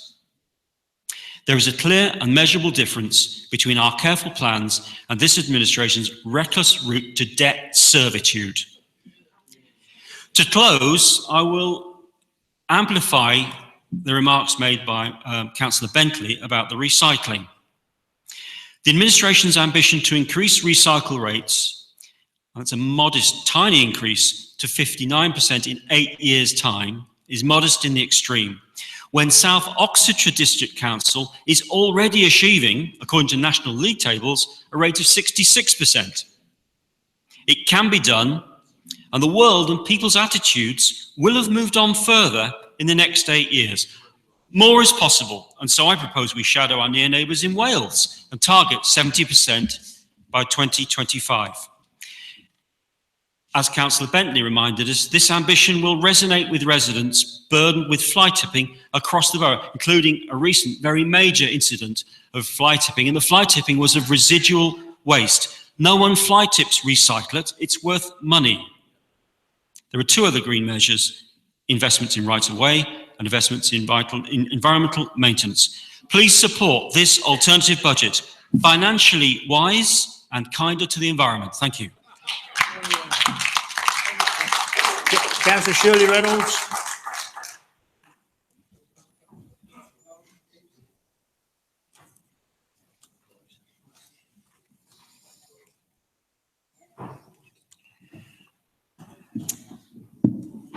Thank you, Mr. Speaker. As Chair of the Budget and Enterprise Scrutiny Committee, I've had the opportunity to look at both budgets in great detail. Again, this year, the budget process has been very difficult. We've had to make cuts from frontline services because of continued savage reduction in government funding. But this has not deterred our administration from protecting services and investing in the future of the borough and its residents.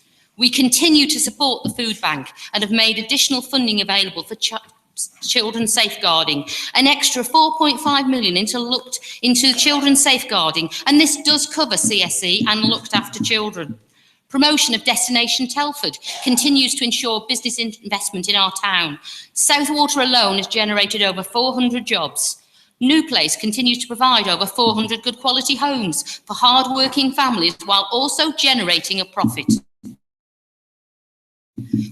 Our colleagues seem to be fixated with borrowing, but don't know the difference between good and bad borrowing. Our investment strategy is paying off. The solar foam alone this year has contributed over 200 profit towards protecting adult care services. And our councillor auditor has confirmed he has no concerns on our level of debt, and I'd like that minuted. I welcome the alternative budget, but personally was disappointed with the content. Yet again, the opposition are trying to score political points. Alternative and no evidence-based facts. Theirs is not a sustainable budget. The Chief Financial Officer stated that the alternative budget relied on the full amount of current projected underspend from our administration. If the financial position changed, the alternative budget would not be fully deliverable in 2017-18. Their budget has no substance, no imagination, and certainly does not deliver any growth for our town. Selling off assets that bring in an income for our town is not the way to go. What happens next year and the year after? There are further cuts to come, and you only sell the family silver wool, selling off assets that are generating income. I'm proud we're investing to create jobs and generate this income. How are they going to pay for this with their wish list? Call upon members across the floor to lobby the MPs for fairer funding from Telford from their government. Our local MPs should be fighting to get more money for Telford. We're not. I'm proud I belong to a compassionate party who wants to protect the most vulnerable in society. We're an administration that will fight for fairer funding for Telford. We're committed to serving the community who elected us to the best of our ability. This is a budget that shows it's a budget who cares for the people of Telford, and I fully endorse it. I've got 5 more speakers, then I'm going to have the right to reply. I think we've had a fair debate. Councillor Dugmore. Thank you, Mr. Speaker. This administration's budget proposal is based upon unsustainable debt. If this budget is adopted, borrowing will rise to an eye-watering £347 million. So the phrase "shorn of the debt" actually does sound quite apt, I must admit. Yes. Well, I can't for it. It was Councillor Lawrence, I'm afraid. We at the book financially lax regulation of financial services is to blame for this custody. Like other authorities for a better deal from the government, but we have to accept the here and now and budget accordingly. And from we have a saying, you have to cut your cloth according to what you have to spend. This has obviously bypassed this administration. Unless we reduce debt and borrowing, we are just storing up problems for the future, just like Blair and Brown did. So what of this borrowing, responsible borrowing we hear? We're told that borrowing millions to build a solar farm is good because it will generate income for the council. Yet on analysis of the figures, it shows that £3,700,000 borrowed is not being paid back. Only the interest is being paid.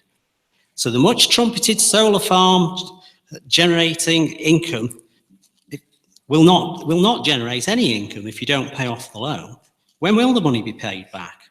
Why tell us that it makes an income when it doesn't? Similarly, this administration has borrowed £20 million for New Place. Yet the profit generated up to date was only £603,000, which just gives a 3% return on investment. You could get a better return by putting the money in a high street bank account. Administration's figures, not mine. So, members, this administration, with its failing flagship policies, intends to plunge this council into even further crippling debt on projects that don't deliver. They increase this council to ever greater financial risk. The economic outlook, as we've heard, is at best uncertain, so we should be trying to reduce this risk. But sadly, the economic Neanderthals across the chamber have little financial expertise, and boy does it show. My sympathies lie with those of us who reside in the borough who will ultimately have to pay for this incompetence, and the council officers who are directed to implement this budget. Thank you, Councillor Dugmore. Councillor Ian Fletcher is waiting patiently.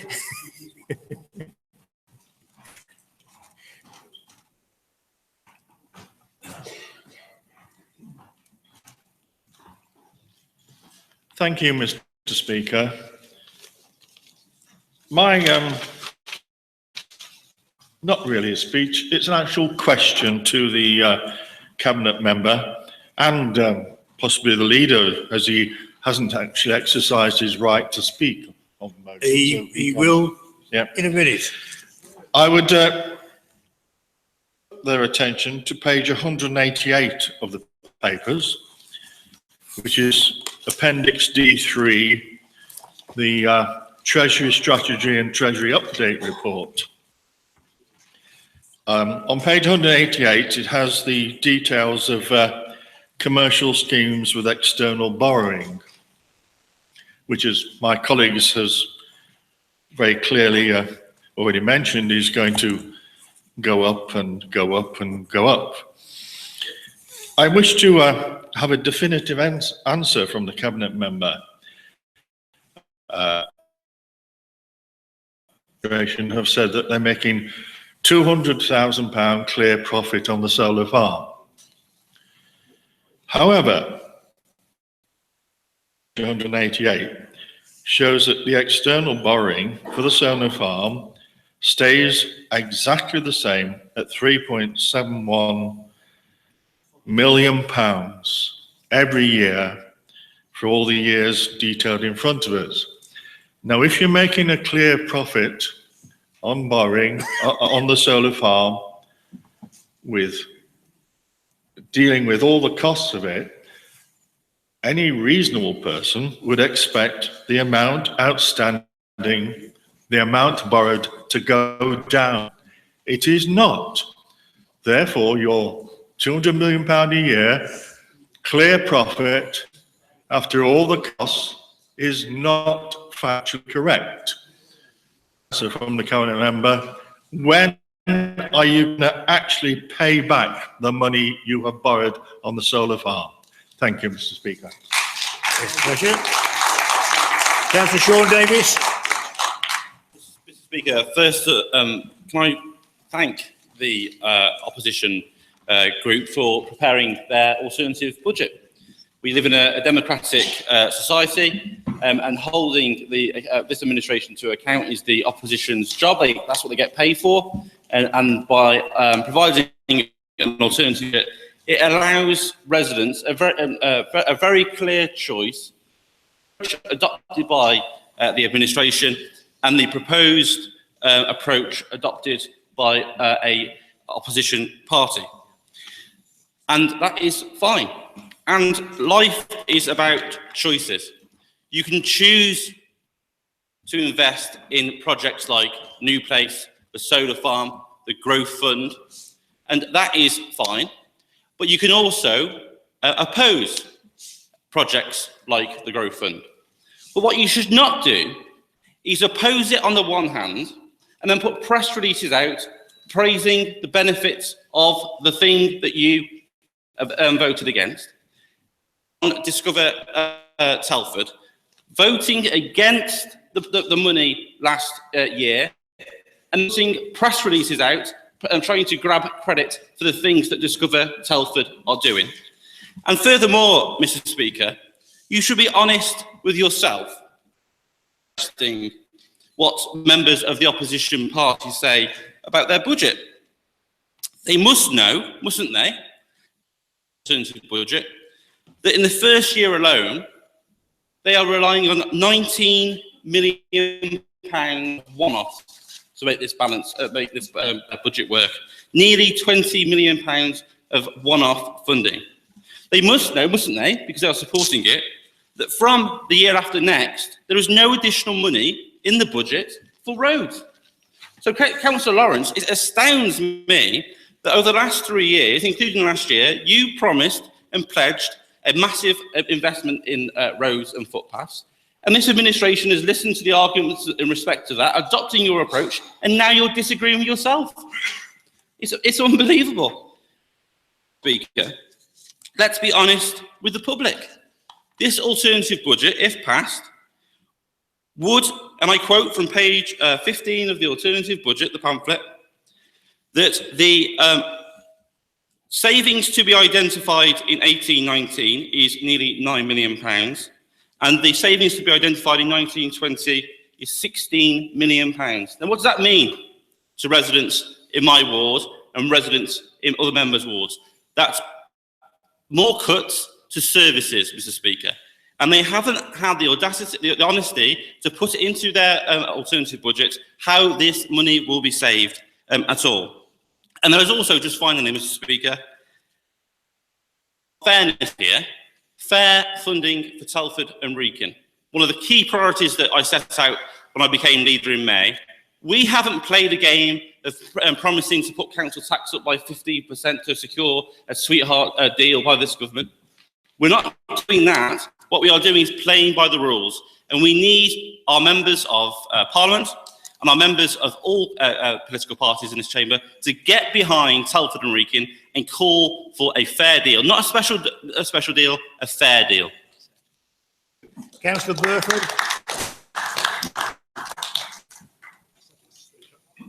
I'll be very brief. It's just what seems to me incredible is the sense of irony that around a lot of the comments from the other side. We're being lectured on the dangers, the evils of debt. And can I stop you a minute? Yeah.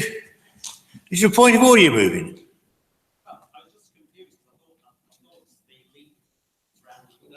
No, the leader was exercising his right, but he deferred his speech. He's not ready to. Councillor Lee Carter will wind it all up. It's okay.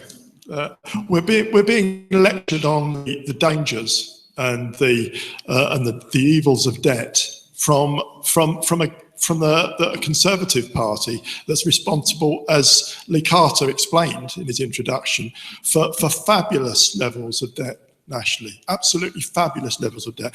We've got the other side still blaming the Labour administration of 70 years ago for austerity, failed austerity, a failed set of policies. Debt has continued to go up. We've got another irony in the contribution about hardworking people being affected by some of the changes that we're not making in the budget. And some do this from the party that's responsible for pushing record numbers of people in this country, that's responsible for suppressing the wages, for gross inequalities, doesn't really do justice to it, does it? And then we have a suggestion that we're ignorant about finance on this side. I mean, Councillor Nelson suggested that when he was in business, then they were looking for a return on investment in 2 years. And he says proudly, even in 1 year now. Well, that's exactly the problem with business, isn't it? It's short-termism. And that's the problem with the alternative budget on the other side. It's short-termism. It isn't building for the future. It isn't investing to produce a sensible income. It's selling off the family silver, the trick that's been pulled so many times by the other side. I'm sorry, we've got a budget here which protects the vulnerable and which gives us the opportunity in Telford and Wrekin to fend off the worst of the ravages. What we're hearing from the other side are points of detail. Some of them important points, some of them misplaced, but they're missing the big picture here. Thank you. Councillor Liz Clare, then let Councillor Lee Carter to wind up the whole debate.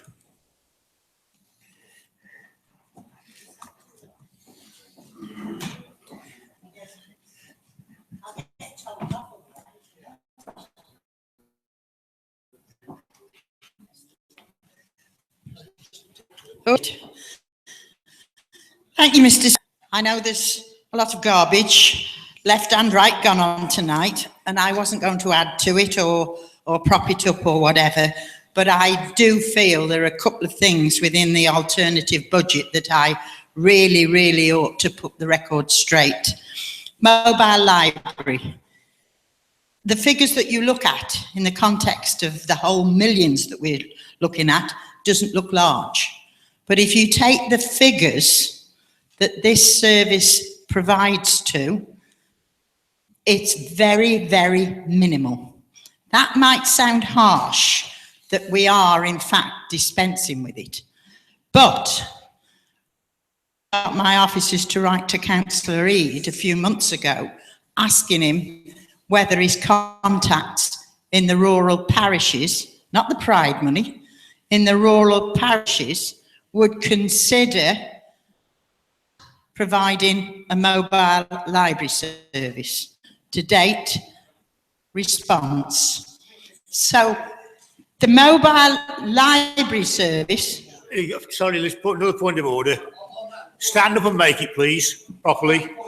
I read the letter and the mention of the councillor's funding was in there as a provision to keep that library going on, as was a contribution from many parish councils that cannot afford it. That's not a point of order, Stephen. I've got the point across, haven't I? No, I don't know. Ignore that point. Can I just say, decent world, if we were decently funded, we'd keep the mobile library. It's not possible. It is not possible. But I understand if you are living in a rural area and you see nobody from one day to another, it's a great service. But there are other services. There are book buddies that actually go out and ask you what you like and go to a library and fetch whatever you've ordered. Again, it's like the community libraries that we have just created. It's run by volunteers. We're a nation of volunteers. And just a quick one on the AFC Telford. AFC Telford, great to have if you are a football supporter. Great to have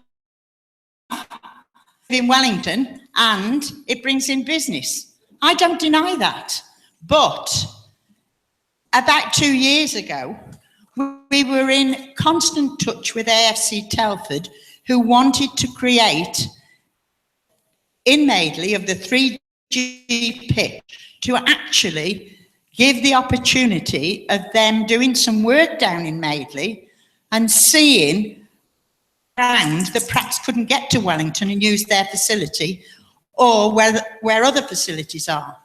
The council is going to invest what the AFC Telford withdrew from, and yes, it was part of that, but we are going to provide a 3G pitch and an extended ski lodge down in Madeley, so that the younger children and that part of the world that haven't got access can enjoy it, and again, it's part of healthy living.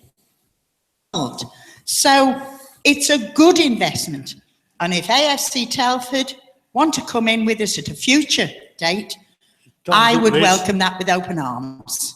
Thank you. Councillor Lee Carter, to wind up and reply to the debate. Wind them up properly. I'll wind them up, I can assure you. Thank you. I'm not quite sure where to start with that Telford and Wrekin Conservative plan. It's pretty much the same plan that was rejected last year by this council. Slogans around debt, around house building, are the same slogans that were rejected by the electorate in Horsey and Lightmoor in December. And what you've done is regurgitate last year's claims that were rejected into a 16-page document heavy on rhetoric, destructive in its outcomes, and at odds with even your own government policy. And I'm pretty surprised. I'm not sure I should be, but I am surprised. I'm surprised it got here at all, because it didn't add up for weeks. It took weeks to make the alternative budget add up. And these are words from the analysis of the robustness of the alternative budget. And Councillor Lawrence, I think you need to come and talk to me, because you're the only councillor in this chamber that believes you can improve the road infrastructure of this borough by cancelling a 20 million investment programme. But the words in that robustness statement are: the deletion of the funding proposed by the administration to improve the borough's highways means the alternative budget currently includes an unfunded commitment of £18.9 million. Not my words, the words of the robustness analysis. A selling of the key assets, New Place, the solar farm, the growth fund, leave a 2.2 million hole in our budget, and you've decided to fill it with one-off money with no plan as to how you will prepare when that one-off money runs out. And maybe the biggest hypocrisy of all is that your proposal uses 3.1 million forecast underspend this year to prop up your budget going forward. Yes, underspend resulting from our financial prudence management that you've just spent the best part of 40 minutes criticising. And that, I would remind you, 3.1 million hasn't been realised yet. That was a part-year forecast. It may not even be there at the end of March. And I am surprised by the content of the alternative budget proposal, because in the build-up to the release of it, I was told by the member for Iron Bridge in a Twitter exchange, councillors communicate by Twitter nowadays, not to be so dismissive of upcoming proposals. And I've got absolute respect for her views and her work, and I therefore anticipated a change of direction after last year's disaster. I expected a touch of creativity, maybe some different solutions to the issues that we face as a town, something we as an administration could run with, adopt, adapt or use. So it's to my surprise that none of this exists within these tired proposals. And what we've seen, instead of putting together some positive proposals that we can run and adopt and adapt, we've seen the leader of the opposition running from newspaper HQ to radio station to wheel out personal attacks on the Labour administration and on other councillors in this chamber, and doling out what can just be frankly described as barefaced lies about policies that our administration undertake. And that includes in a live radio interview where he specifically stated that officers of this council had been told not to work with Shropshire Council on any partnership areas or areas of mutual interest. That is a complete barefaced lie, and I'm surprised you're still nodding at that claim now. Element of surprise, because I've spent tonight, and many of my colleagues on the Labour benches have spent tonight talking about the Labour plan and how it's focused on delivering for residents. Our plan to generate revenue and return for the benefit of all. The plan to build and grow. The plan to bring jobs and prosperity. An aspiration. That's the kind of language the Conservative Party talked about, Theresa May talked about when she stood on the steps of 10 Downing Street last summer. So I had a quick look through your document to look through some of the key, for some key indicators as to whether you were following her intentions or not. I looked for mentions of the word resident, aspiration, growth, jobs, profit, community, nothing, not a mention of any of those words. You propose to maintain an effective, well-trained, well-equipped workforce. You propose to slash the training budget. You propose to do as much as you can to marginalise union representation in the workplace. And you plan to steal further terms and conditions away from staff. Where we propose to build on 14 million of income from commercial activity, you propose to scrap what we are doing, but then sell services such as children's services, which I would remind you, you've spent the last 12 months deriding in this chamber. The big fundamental issue on borrowing and investing, and you plan to scrap most of it. You plan to sell a solar farm. You plan to sell new places. You plan to scrap the growth fund, tossing away £2.2 million a year of revenue and basically putting the Telford is closed for business signs up. You do this because you forget to join the dots up. You take away these things, you take away the growth, you take away the money for growth, you effectively condemn the borough to rot. And it is 200,000 a year. You asked me a question earlier, Councillor Dugmore. You haven't even given me the courtesy of providing you that information. I'm proving to you. It is £200,000 a year after the cost of repaying that money. And last year you wanted to scrap it. Last year you wanted to scrap it because the sun didn't shine enough. One of your councillors stated that the sun didn't shine enough and it wouldn't make any money. And so while you've been working out whether that's true or not, we've generated another 200,000 of profit, and we have plans in place to develop power supply further, generating up to another £150,000 a year profit from that facility.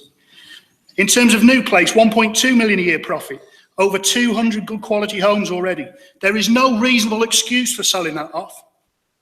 We've been thinking of a reasonable excuse. We've generated another £1.2 million worth of profit, and we plan to generate more profit, and many other authorities want to copy our plan and they want us to tell them how we did it. And then there's the growth fund, 1,100 jobs, £1 million profit per year, and you've no reasonable explanation for scrapping it. And while your members are on the front of the Newport Chronicle celebrating the purchase and saviour of the Audley Avenue Industrial Estate. We have generated more profit, we've lined up more business. We actually secure an average 6% return on most of our investments. We've grown a 50 million property portfolio, so it now returns over £5 million to this authority. And actually, we've also recently seen the release of a government white paper on housing and growth, which almost replicates the Telford plan. Every element within that plan we are doing.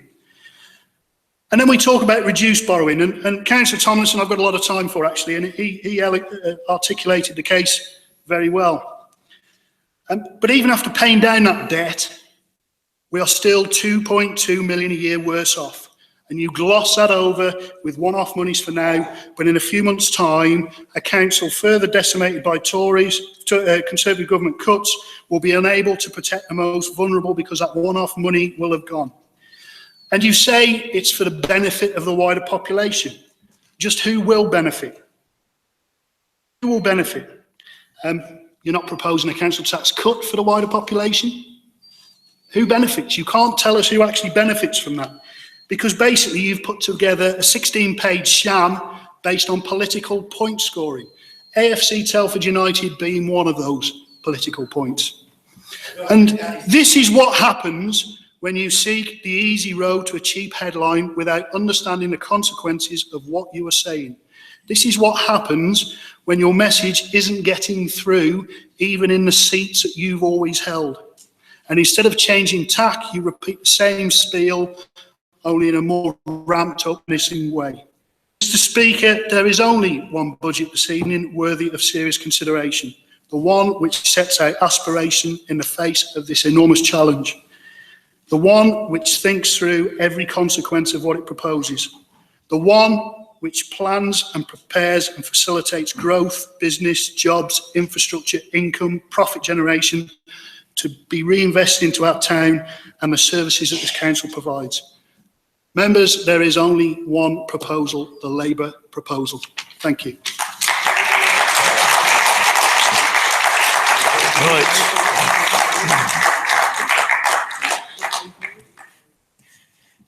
The amendment is before you. That's the alternative budget.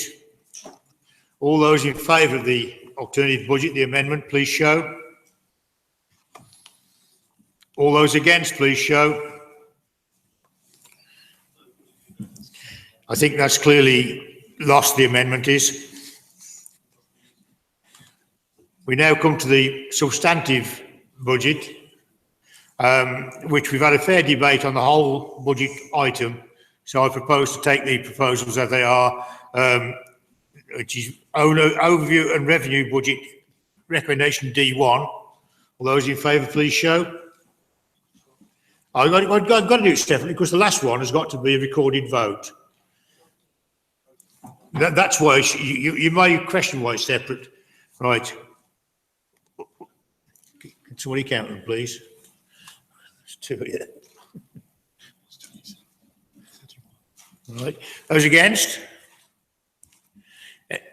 Right. Any abstentions? Right. That is clearly carried. D1 is carried. The capital programme, recommendation D2. All those in favour, please show.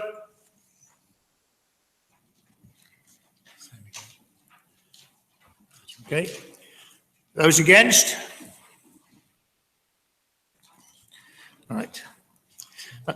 That's carried. We get more than 27, it's carried. Okay. Lost D3.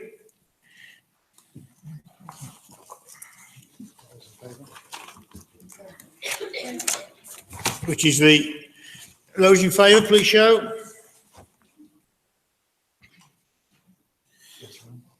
Those against, please show. 19. That's carried. Prudential indicators D4. All those in favour, please show.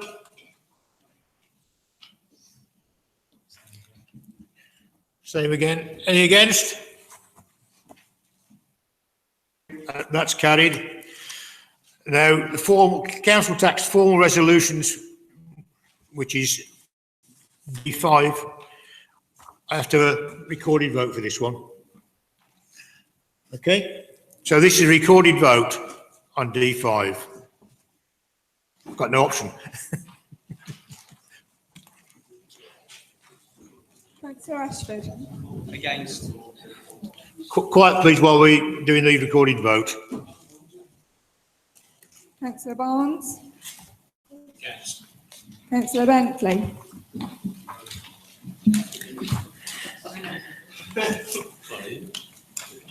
Councillor Bentley. I didn't even hear the last one.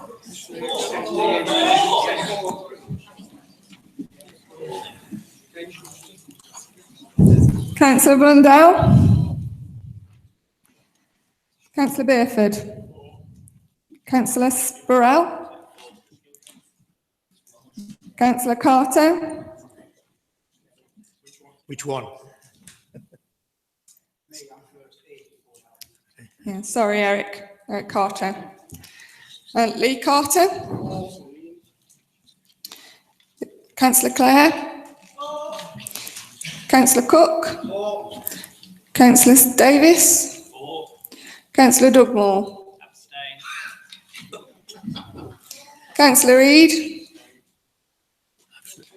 Councillor Arnold England.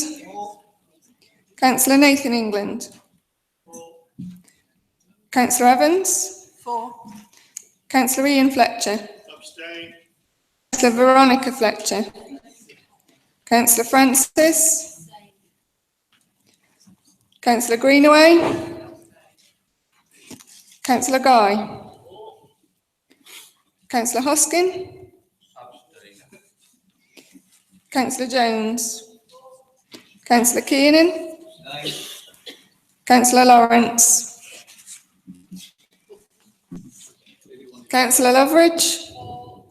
Councillor Lowry. Councillor McClements. Councillor Mehta. Councillor Minor. Councillor Murray. Councillor Nelson. Abstain. Councillor Overton. Councillor Pinter. Councillor Gilly Reynolds. Councillor Shirley Reynolds. Councillor Stephen Reynolds. Councillor Rhodes. Councillor Sahota. Councillor Scott. Councillor Seymour. Councillor Sloan. Councillor Charles Smith. 4. Councillor Malcolm Smith. Councillor Tillotson. Councillor Karen Tomlinson.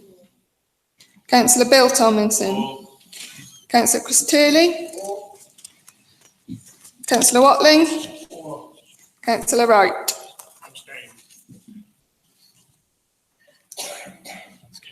That is clearly carried. Thank you. Now set the budget for next year we have. Right. No, you can't go now because you put a load of questions in. We now come to item 10 on the agenda, which is the questions. Can I remind members that you've got 2 minutes to ask the question and 2 minutes for the answer, and 2 minutes for a supplementary. First question is from Peter Scott. Thank you, Mr. Speaker. It's to Councillor Gilly Reynolds. The alternative budget by the Conservative group suggests that there is a pending crisis on secondary school places in parts of our borough. Is there a pending crisis? And if so, what is being done by the administration to combat it? Thank you for the question, Councillor Scott. Let me be absolutely clear. There is no pending crisis in secondary school places in Telford and Wrekin. In fact, there is a surplus of places, with 11% of secondary places currently unfilled. This equates to 1,387 places available in Telford and Wrekin. These places are mainly located in the north of the borough.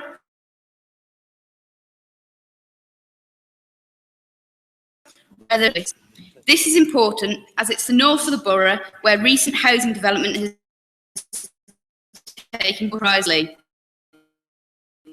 It's the alternative budget that there is a pending crisis in secondary school place. Perhaps you could call it fake. On the contrary, the team responsible for school organisation do an excellent job relating to birth rates, proposed housing development and other influencing factors, and as an administration to ensure that school organisation is sustainable over the coming years. I was shocked to see the 250,000 allocated in the alternative budget in order to carry out the review into school places, and it's disappointing that the opposition lack the confidence in our own officers. It's not only in the wider financial context of education funding, which is seeing £1 million stripped from our education budgets in the next financial year from central government. Therefore, suggest this 50,000 will be plugging the gap created by the Tory government and instead invest in making a difference to local young people rather than an unnecessary review into a non-existent crisis. I'm sorry to say, Peter, that proposal in the alternative budget was nothing more than playing politics with the education of children and young people, playing upon the fears of parents at a time which is stressful enough when helping their children transition from primary to secondary. Nonetheless, I can reassure you that as a council, we continually monitor pupil places, working with local schools to address any pressures, and are always open to dialogue with interested organisations who seek to develop educational opportunities within the borough, as seen with the announcement of the proposed Telford Free School. It's a statutory duty to provide school places, and as such, we treat it with great respect and importance. Thank you. A supplementary, Sir Peter? Slightly, yes. Thank you for the answer. It is, as I believe would be the answer. Would you agree with me that that information, it is important that that gets out through the press, and our friends on Twitter and Facebook, please? Absolutely, Councillor Scott. And I will repeat, there is not a pending crisis in secondary school places in Telford and Wrekin. And as such, we will bring a Cabinet report forward which will outline the school places in Telford and Wrekin and the surplus which we currently have. Thank you. You have had the figures because I was CC'd into the email.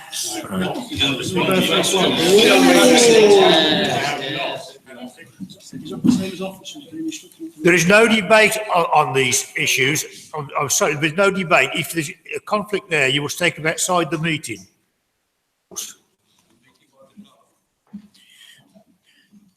Councillor Eric Carter, can I remind members, actually, you should be asking the question as it's written down on the order paper and not making a long speech of it. Thank you, Mr. Speaker. Could I ask the Cabinet Member for Culture, Sports, Parks and Green Spaces whether she believes credit should be given to members who bring forward initiatives for consideration by the Council, whatever their political persuasion?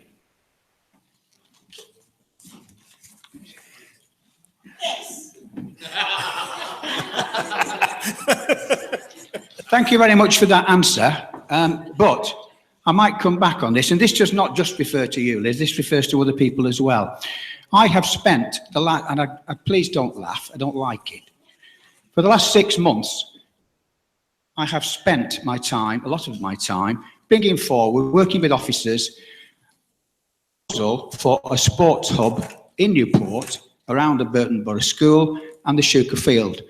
I've got all the paperwork here to prove it. I was the only councillor present working with officers. A week ago, I went to ask an officer to put out a press release, which she said she would do. I had the chance to read the press release, and lo and behold, what did that press release say?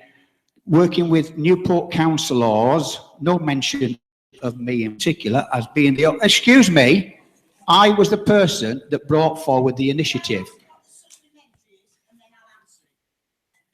I'll give you the supplementary if you like.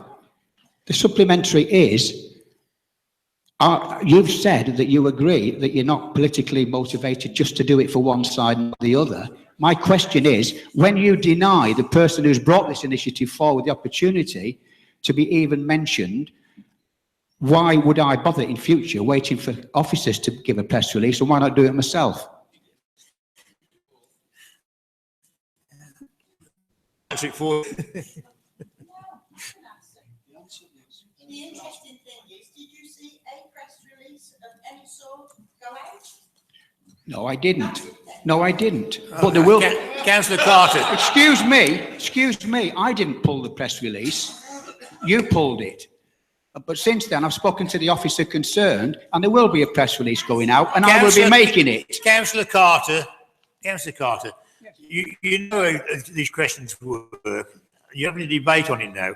I suggest you have a word with your leader, because he's not shy and going to the radio, Shropshire Radio, or going to the Shropshire Star. That's what I shall do in future. Thank you. Right. I'm going to take a short break for myself, and I'm asking the Mayor to take over the questions part. Right, time to play up then. So question 3, Councillor Mahata. Thank you very much. The question is to the leader. I know that Shropshire Council recently decided not to take a rise in their councillors' allowance. Could the leader confirm that we are still committed to freezing our councillors' allowances and inform us what savings, allowances and expenses have been made since the Labour administration came into power in 2011? Thank you, Raj.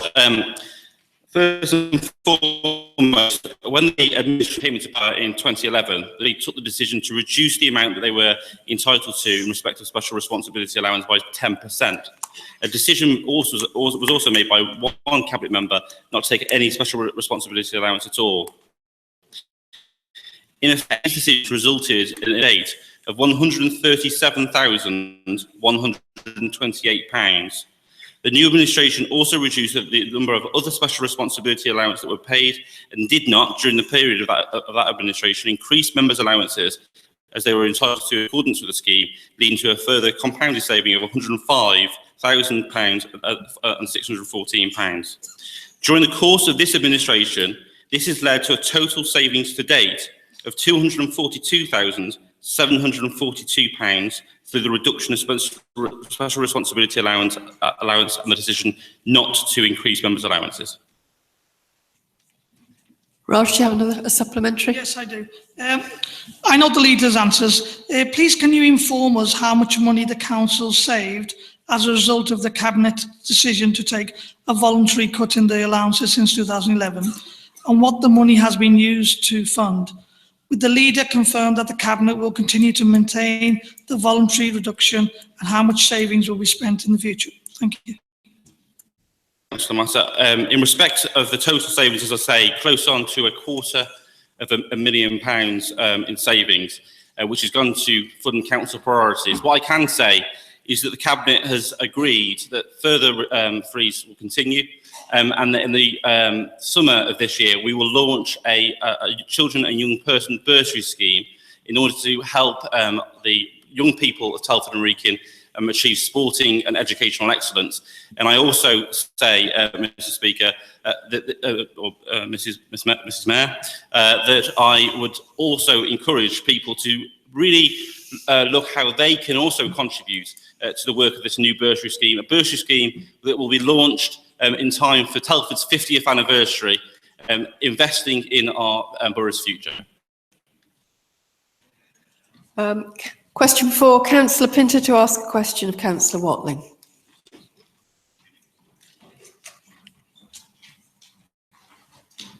Thank you, Madam Mayor. Further to the excellent work that the Mayor of Telford and Wrekin have done this year to raise awareness of domestic abuse by supporting West Mercia's Women's Aid and Refuge, could the Cabinet Member for Children, Young People and Communities please confirm that the administration will continue to tackle domestic abuse by continuing to raise awareness through the White Ribbon campaign and a multi-agency approach across Telford and Wrekin to ensure that we all do what we can to protect and support victims of this unacceptable and inexcusable abuse? Yes, thank you, Councillor Pinter, and I'd like to say well done to the Mayor for her brilliant campaign this year on raising awareness around domestic abuse. The Borough of Telford and Wrekin has been a white ribbon town now for 3 years, and this demonstrates our ongoing commitment we all have to raise awareness of domestic abuse. The White Ribbon campaign is a multi-agency approach across Telford and Wrekin to ensure that we do all that we can to protect and support victims of this unacceptable and inexcusable abuse. We know that domestic violence is one of the toxic trio that ruins so many children's lives, not only in our town, but across the country. This Labour Council has demonstrated our ongoing commitment to domestic abuse by continuing to be a white ribbon town. This involves men wearing a white ribbon to demonstrate that domestic abuse is not acceptable and should not be tolerated, especially those men who are in positions of influence and can raise the awareness to other men, e.g. probation officers, male social workers and counsellors. Our campaign promotes what existing support services are available to victims, works directly with local communities in raising awareness, works to reduce the number of domestic abuse incidents. Really, the Mayor of Telford and Wrekin has done excellent work this year to raise awareness of domestic abuse by supporting West Mercia's Women's Aid, and I confirm the administration will continue to tackle domestic abuse by continuing to raise awareness through the White Ribbon campaign and multi-agency approach across the Borough of Telford and Wrekin. Do you have a supplementary? Yes, I do, Mr. Speaker. What more can we do as councillors to move this agenda forward?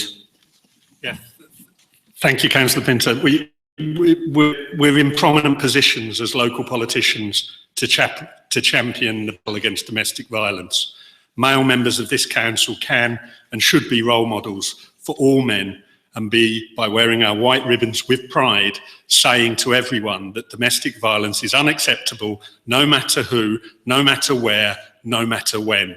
As political parties, we should be lobbying our MPs to back legislation like the Istanbul Convention, which some in the field think is the best piece of legislation ever written on domestic violence.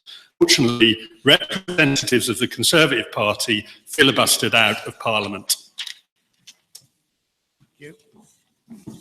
Question 5 is from Councillor Kelcock. Mr. Holder.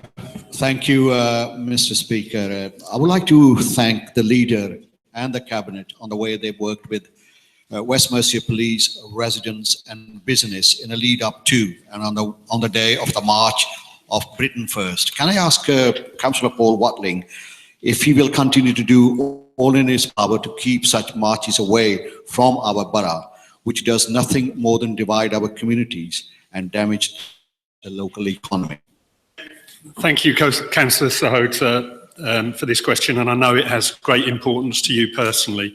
The right to engage in protest is enshrined in law under the European Convention of Human Rights, and within that public, authorities such as Telford and Wrekin and the police have positive duties to facilitate such protests, including the use of their properties to hold assemblies.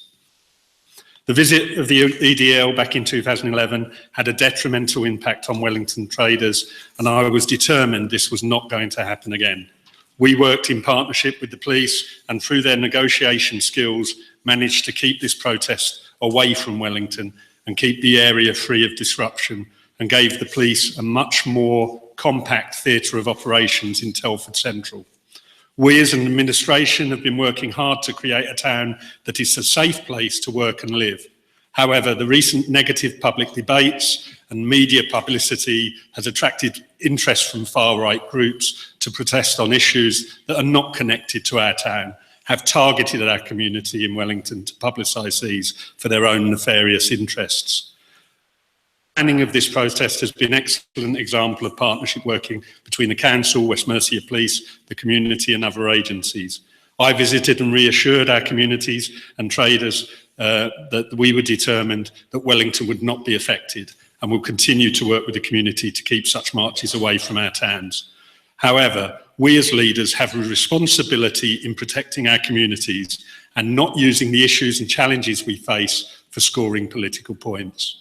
Finally, I would like to thank John Campion, the West Mercia Police Commissioner, Assistant Chief Constable Chris Singer, who was Commander on the day, Superintendent Tom Harding and Inspector Keith G for their cooperation and leadership on this issue, and to all our staff who were on duty on the day. Thank you. I have got a supplement, Mr. Speaker. I did say I declared interest. The reason was because my wife has a shop in Wellington, and that's why I declared interest.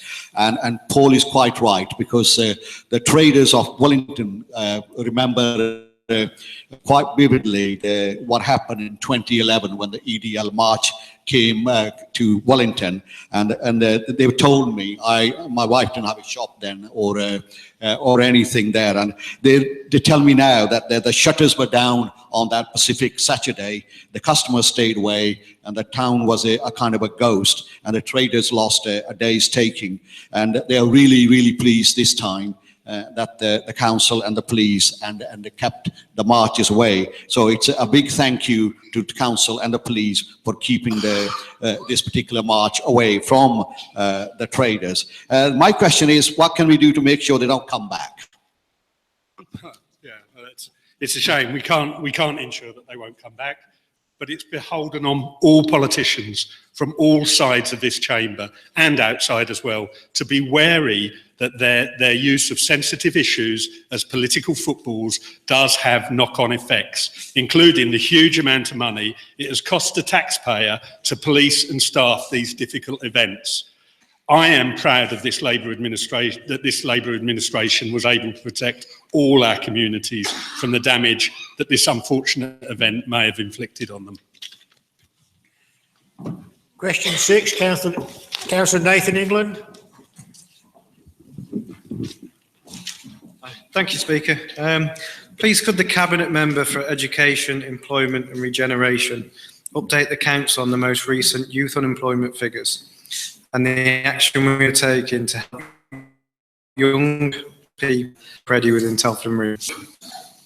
Thank you, Councillor England, for your question. The latest unemployment figures, which were released in January, relate to the period October 2015 to September 2016. These show that youth unemployment, which equates to residents aged between 16 to 24, has fallen by 500 individuals. This is a fall of 23.8% and compares very favourably to the national figure, which saw a 7% fall, and regionally to the West Midlands, which saw an increase of 6.5%. This figure takes us lower than the regional and national figures for youth unemployment, as we now stand at 12.3%, whereas regionally it is 15.9%. Since September 2013, the numbers in the borough aged between 16 to 24 has fallen by a massive 66% compared to 34% nationally.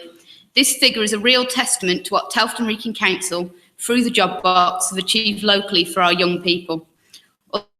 Although these statistics suffer from large fluctuations due to the sampling style, I know that we are making a difference to local residents because I've read the feedback which we receive from those receiving support and advice from our team.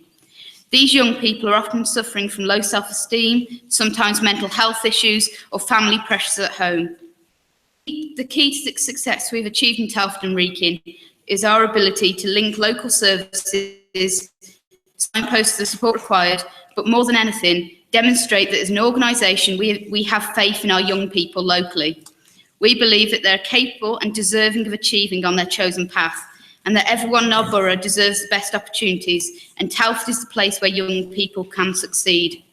With this belief in our young people, we've invested significantly in supporting them, continue to work on a one-to-one basis through our mental system across our 11 job junctions in the borough, and we are also supporting students still at school in order to ensure that they are both life ready and work ready. Yes, please. Could you update us on the events and activities for local young people, please?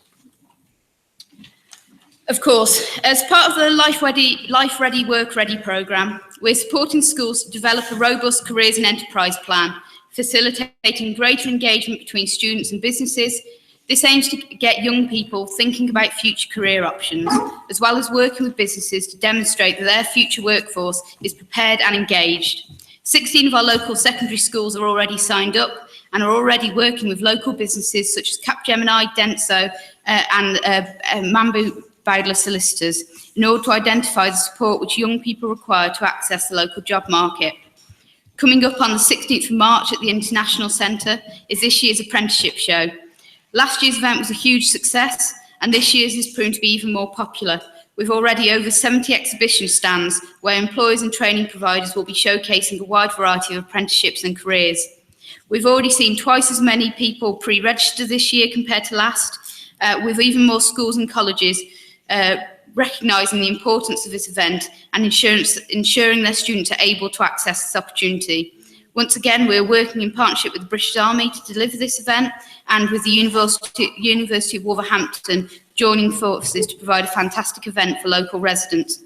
It's also important to remember that apprenticeship opportunities can be accessed by people of all ages, and therefore I'd urge anybody interested in a new career or looking for employment opportunities to visit the apprenticeship show on the 16th of March. Exciting events which are taking place later this year and which as a council we are supporting to ensure these opportunities can be accessed by local young people include Young Enterprise, which supports students to set up their own businesses, as well as the National Enterprise Challenge, which sees schools from across the country compete in the biggest schools enterprise challenge in the UK. And this is coming to Telford for the next 2 years and will bring extra business into our town. I'm also very excited to announce that we have teamed up with Harper Adams University to bring the Big Bang to the university in July. This will provide a fantastic opportunity for students from Year 5 up to 6th form to find out about more careers in STEM, that's science, technology, engineering and maths, areas which we believe are very important to our own local economy and provide excellent opportunities for the future. As you can see, there are lots of events coming up, and it's clear that the investment we have made as an administration into local young people is really paying off. Thank you, Councillor Reynolds. We now come then to item 11, which is notice of motion. And the first motion on the debate is Councillor E.J.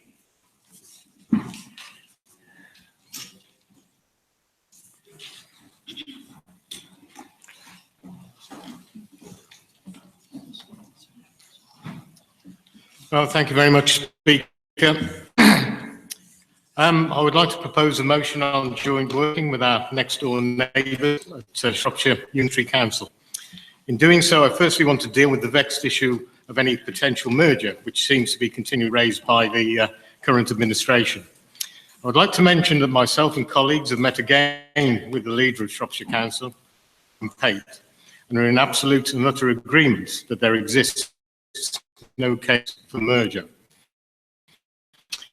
Indeed, in two very diverse areas of the county, and despite Telford and Wrekin being 2/3 rural, there is clearly a different community here in the borough, density and needs to that of the rest of Shropshire. In the interests of democratic representation alone, we believe that the current arrangements are the right ones to best serve our respective communities. Now, secondly, having put the issue of merger to one side, I want to address the matter of joint working, or perhaps more precise, lack of joint working. Again, during discussions with Malcolm and others, it's clear that a strong desire, or perhaps even need, exists for the two unitary councils to work hand in glove when it comes to providing services for our respective communities. Labour administration that we already do joint working, such as adoption and pensions, etc., with Shropshire no longer carries any particular credibility. I have little doubt that reviewing backroom operations such as IT, human resources, property management, accommodation, legal services, corporate services, transport, contact centre and shared management, etc., all present opportunities for economies of scale and major savings. Frontline services such as parks, open spaces, building controls, sports, public health, transport, highways, to name but a few. It is an opportunity for both councils to demonstrate to the community in all parts of Shropshire that they can work together and save money which can be ploughed back into frontline services. And it's for that reason our motion calls for future progress reports to be brought to successive full council meetings to ensure that progress is driven and enacted. Speaker, we had included a modest budget saving of 250k for additional joint working, which should not be restricted, of course, to Shropshire Council alone. I have no doubt at all that this figure can easily be surpassed and go some way to ease issues placed on local government. I genuinely hope and look for a positive response for the administration, and we remain prepared as ever as a group to help facilitate this project in any way that we can. Thank you, Speaker. Thank you, Andrew. Councillor Douglas, a second. Yes, Mr. Speaker, at the end of the term. Councillor Sean Davis. Mr. Speaker, if it looks like a merger, it sounds like a merger, and there are those in the political party that you're a member of who's a little bit more brave by asserting a merger than it probably is a merger. And actually, I meet Malcolm Pate, the leader of Shropshire, far more often than I do the leader of the opposition, which is a great shame. Malcolm Pate and I agree on lots of things. He agrees that as a council, they need to diversify their income stream, and they want to set up a commercial approach, a bit like Telford and Wrekin. And I said to Malcolm Pate, on a commercial basis, of course, because we are a commercial council, that I'm more than happy for the council support here in Council Duplex.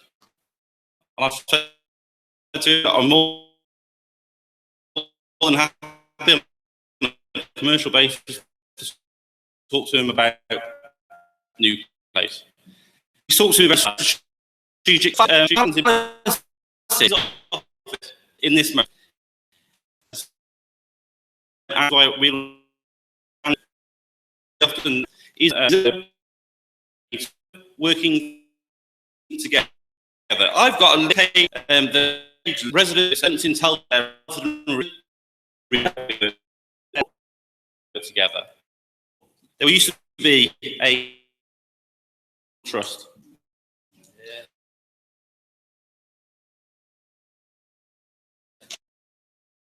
There used to be a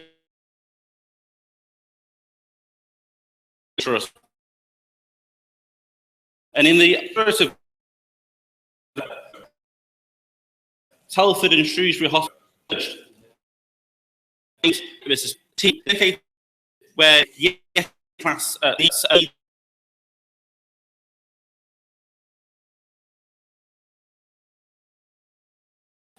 why should we have them? It's what Wrekin residents. Why should we? It's clear senior officers, Shropshire Council. Yeah. Mr. Speaker, it's the reality. This has been a lot about biased for one.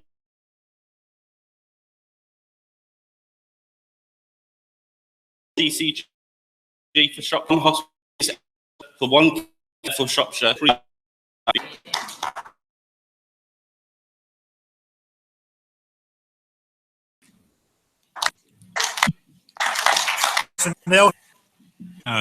Thank you, Mr. Speaker. Each group does consider the motions that are going to come before this chamber beforehand, and each group probably does its decision making and right at the very beginning to say that our minds somehow clarity to me because it is applied common sense. In competition, not like businesses, we might act in a business-like manner, not businesses competing with patents and copyright and trade secrets and commercial confidentiality.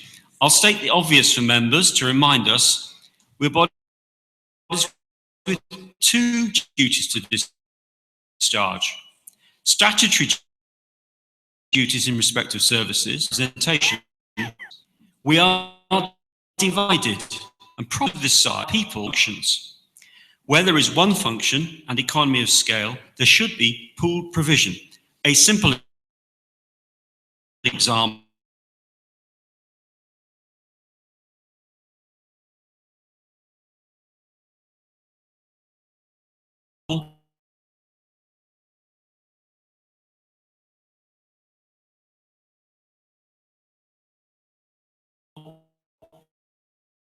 one DVLA serves the whole country.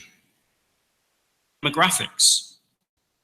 Members will recall the impact statement from Future Fit.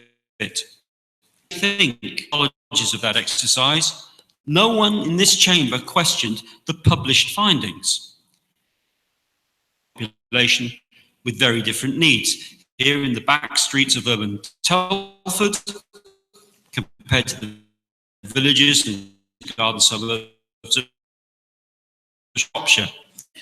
And that demands love to see how passionately we on this side may consider this opportunity. Please support this motion. Common functions, pooled resources, discrete peoples, distinct councils. Thank you.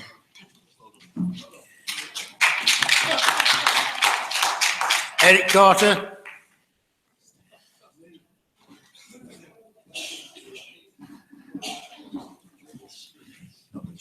Thank you, Mr. Speaker. Problem of always going second or third, of course, is that other people have said things before you, so I won't repeat what's already been said. All that was part of it, what I'm going to say, but just to make a point, I would stress what's already been said from this side. We are not talking about a merger. Let's have that straight, not a merger. But just today, I'll just read, if I may read you something. This happened today, and the headline is, Essex councils agree to explore new shared services. And this is Basildon and Brentford have signed a memorandum of understanding to explore opportunities for partnership and collaborative working. This follows their successful shared revenues and benefits service. The leader of Brentford says it's a logical and economically effective way to operate in the current challenging economic climate.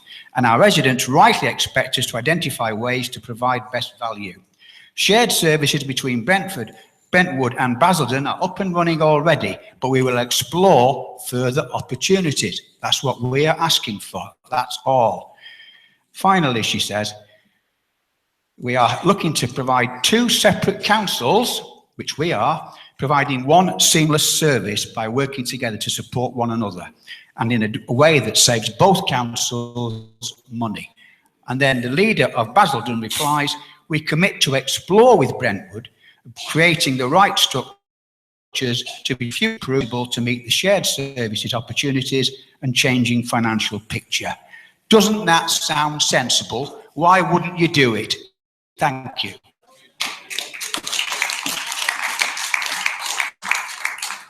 Any other contributions? Want to have your say? Yes, Mr. Chairman. Just a moment, Councillor. Shirley's indicating. I know you want to go. I know you want to go near the end. Sorry.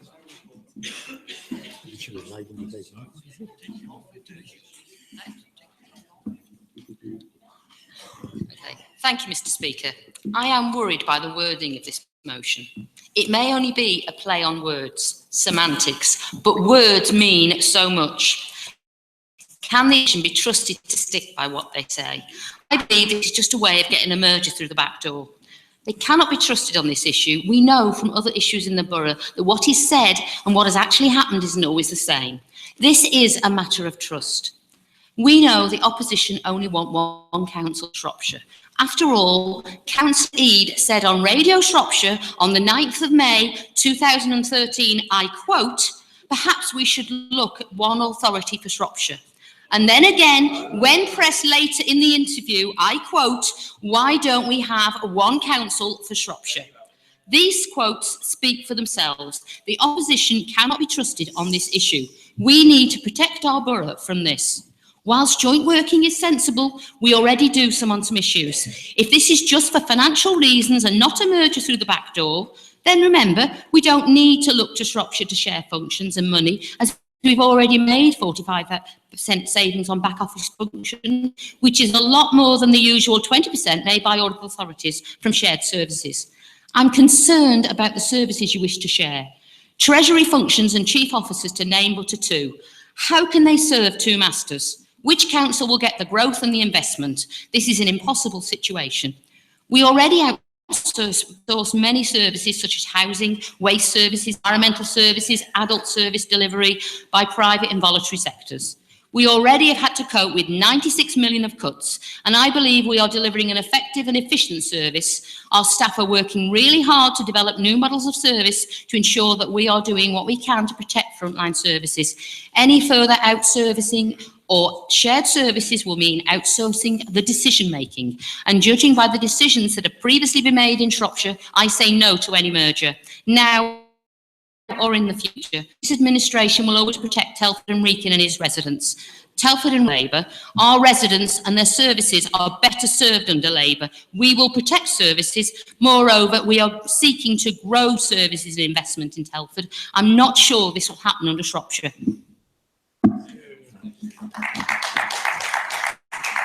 Councillor Dugmore. To speak. Right. Let me be quite clear, and for the members of opposition,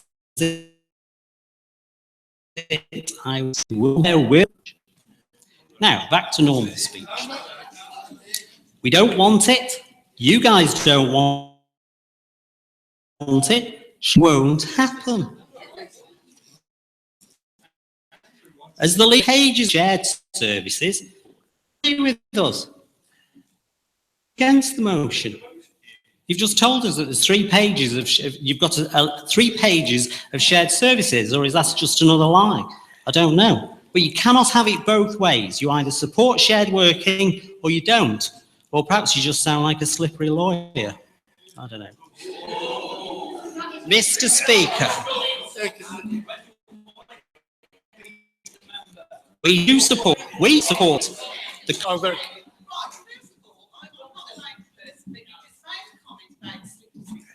Two people have said short of the dick.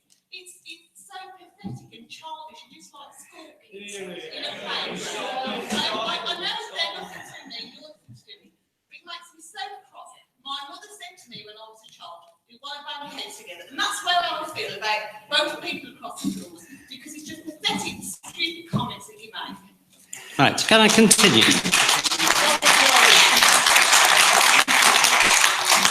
So, Mr. Speaker, we do support the concept of sharing services with neighbouring councils, such as Staffordshire, Wolverhampton, and naturally Shropshire, the next door to us, to benefit from economies of scale and better outcomes for service users. And according to the Local Government Association, which is supported by both Labour and Conservative parties, 6% of councils currently share services. Indeed, here at Telford and Wrekin, we share fostering services, payroll, and of course, there's another 2.5 pages, apparently. Mr. Speaker, in 2016, it was estimated that shared services saved the taxpayer more than £500 million. So why aren't we doing more of it? One reason is this fear of a takeover by Shropshire, which would like to move, but probably remove them from power for a generation. Some people might think that's not a bad idea. Now, as attractive it may be to some of us on this side of the chamber, which it would be, remember, we don't want a merger. We don't want one, you don't want one, so why the hell are we talking about it? So let's get on with just working on the local... Order, please, order. On the Local Government Association website, there are 30 different areas which feature in shared service agreements, ranging from culture, arts and heritage to legal services. In my own profession, Telford and Wrekin Clinical Commissioning Group share staff and services with South Staffordshire, and they have connections with Lancashire and Greater Manchester. So what's your problem? Now, regardless of the whys and wherefores to the reasons for austerity, the fact remains we are where we are, and it is vital to do whatever we can to help this council exploit every possible avenue to reduce costs and protect frontline services. It really is a no-brainer, and any member who doesn't support this motion should consider their position, as this authority and residents literally cannot afford to ignore the opportunities joint working with other authorities can provide. I urge you to support the motion. Thank you, Councillor Dugmore. Councillor Dugmore, you did say, was that another lie? We don't usually use those words, that word in there. Untruth, or you can on with the truth, but it was not. I'm sorry for not using parliamentary language. Councillor, do you want to wind the debate up? Or has it all been said? There hasn't been much against you. That's the best offer I've had all night, really, Speaker, right? Where to start, really? Well, I've been mentioned in this quite a few times. Let me clarify something for you. I think it was around about 2008 when I wrote to all, as leader of the council, wrote to all employees telling them that there would be no merger. That was very clear. In fact, the last time we brought this forward was in 2014. I was reminded of it at that point as well. In fact, the letter was waved around to me. In 2013, I certainly did say we should look at it. If you remember, we had a little event called the Credit Crunch, and local authorities all of a sudden found themselves in pretty hot water as regards lack of funding. So quite rightly, we should be looking at that. We should look at everything else as we did. And we did look at it in 2013, and we decided we didn't want to go down that path, which is why in 2014, we brought a motion forward to this council. We brought it forward, not you, saying that there would be no merger. Now, how on earth does this help people in the borough? All that we've been talking about, when there are savings to be made, and we're not making them for pure political dogma. Now, as I understand it, Shropshire have just or are about to put in a payroll system. And so it's probably the same payroll system as we've got. What on earth is going on? Why aren't we talking to local authorities round and about? Why aren't we talking to Shropshire? This is a golden opportunity where there are economies of scale and savings to be made. Now, it's just a blinkered approach and it's not acceptable. Now, I think Telford and Wrekin deserve better than what's just been said around this. And as for pimping out officers, well, I don't know where we go with that comment at all, really.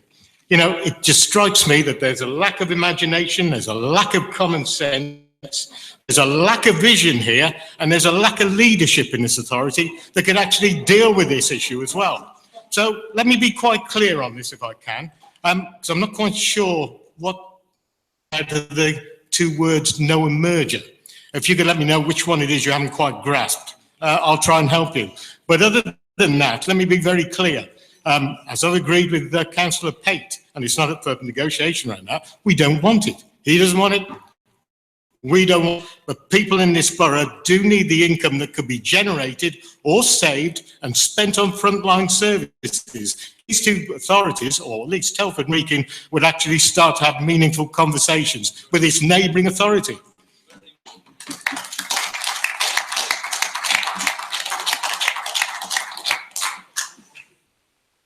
The motion is before you. Those in favour, please show.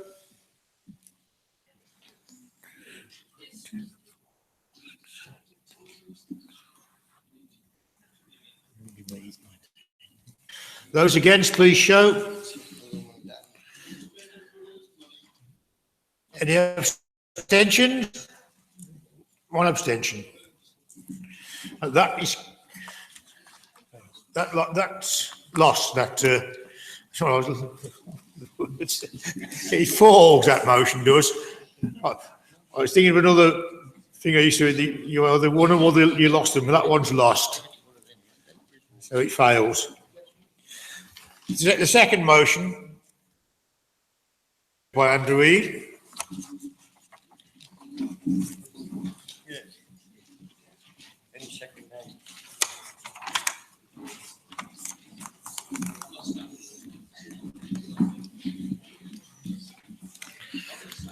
Oh, hello again, Speaker. I've got to say I'm pretty disappointed and extremely surprised to see our original motion this way, with an amendment which is cynically designed to divide us rather than unite us around the Princess Royal Hospital. In fact, the Labour Group's amendment is so poor that it ignores all clinical advice, financial reality, and proposes a solution which is not considered seriously anywhere else. More importantly, at best, the amendment will delay a solution to what is an unsafe configuration at the present time. But at worst, it removes all direct and credible support for our hospital in this part of the county. This hapless amendment must leave the community wondering, and is second only to the softly under the radar campaign originally run by this council's administration, which has helped to lead us into our current predicament. So let me make our position perfectly clear on this issue as well, and spell out the fight which we would take on to support our local hospital rather than try to face in all directions at the same time. Our stance is not one of bloody-mindedness, but one of which any reasonable person would support.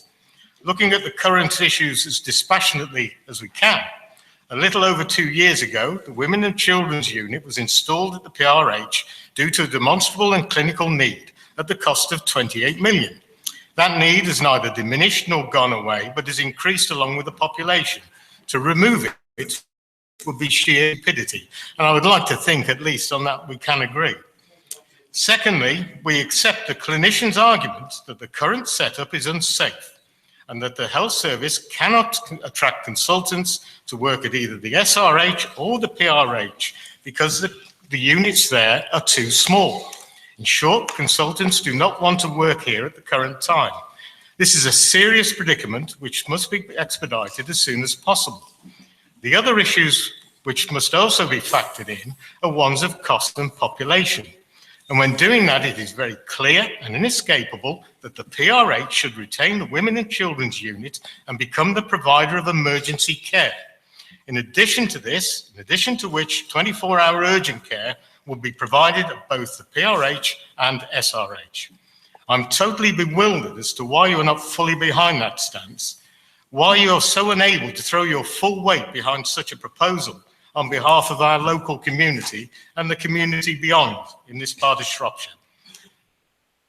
Labour group members speak strongly and passionately in favour of exactly the same solution which we are now proposing in our motion. Future Fit has so far wasted £3 million of our health money, and your indecision, your lack of clarity is not helping to resolve this issue. The other issue about which I was hoping for an informed and mature debate, which more fooled me, I think, really, was this council to jointly call for a national debate on the future provision of the health service. With an increasing and more elderly population and major advancements in medical science, clear decisions have to be made on what services we want and what we're prepared to pay to get them. And I'm afraid that magic borrowing pot fairy used dearly beloved by this administration is not up to the job. And I think that this debate goes beyond national policy, that they will naturally take into account. I would have dearly and genuinely welcomed an informed and considered debate on this issue, which would be a first at this council for a very long time. But clearly I came to the wrong place, and my expectations are outweighed, I think, by the reality of it all. Councillor Seymour to second.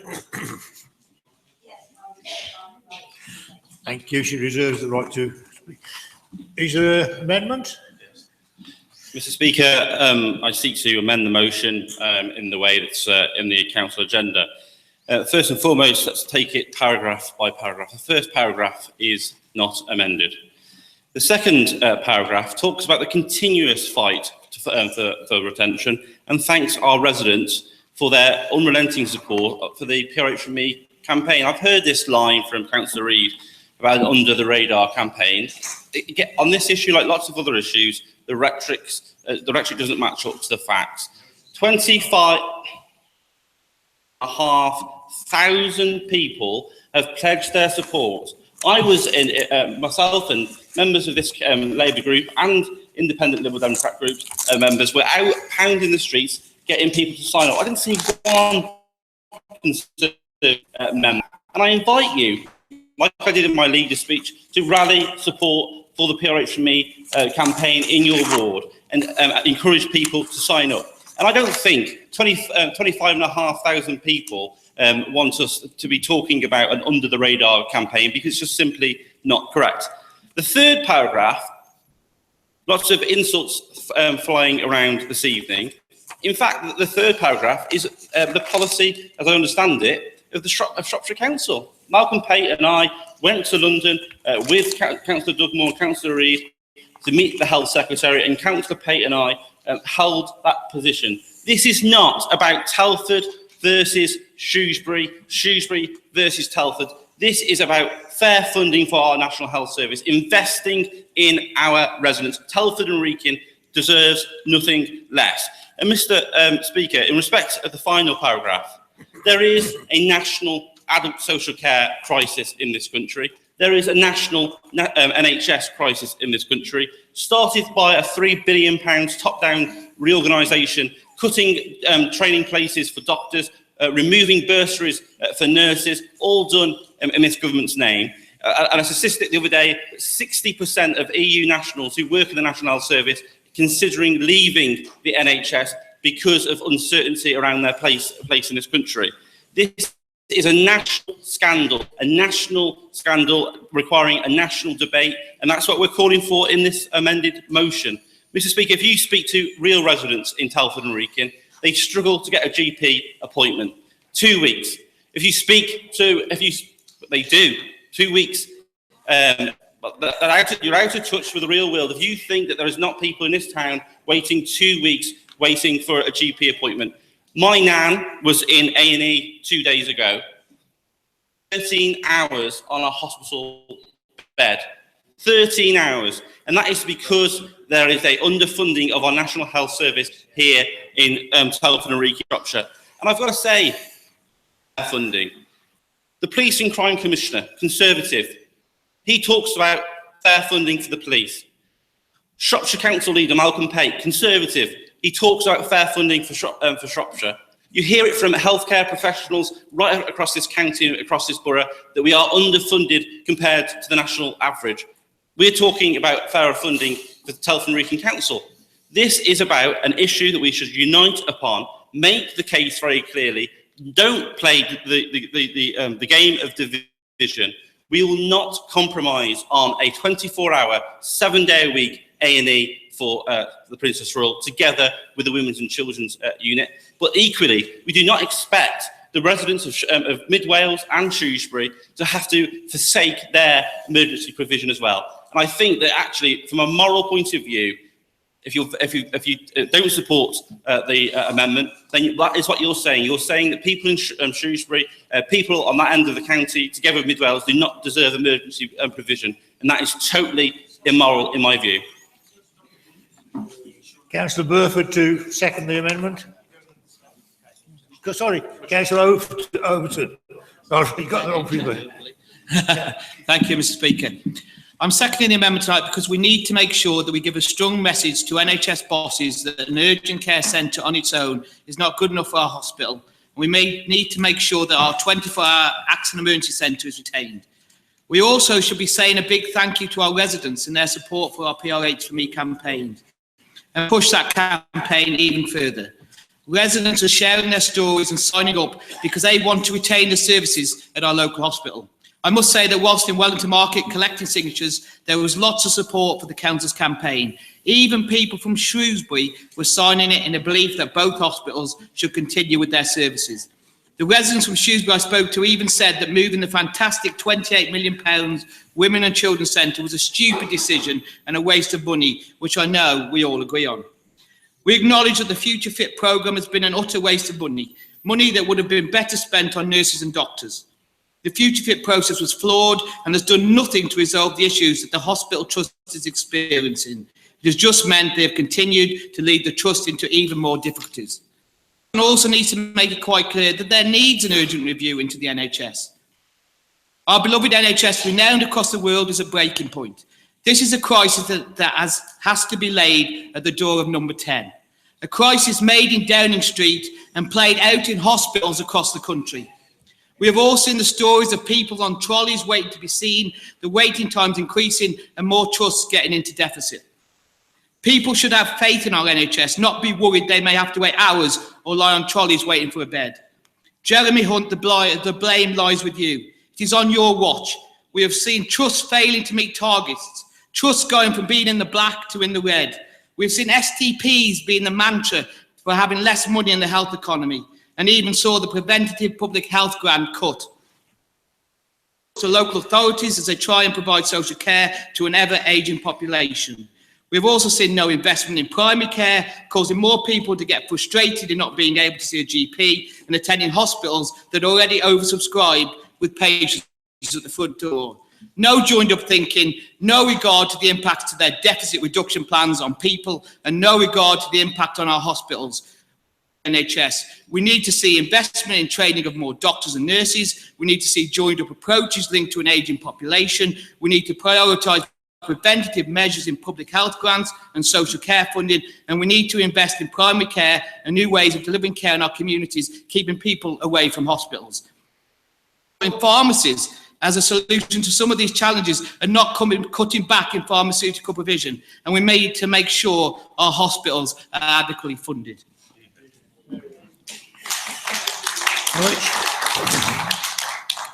Now we've got the amendment in front of you. We take that first.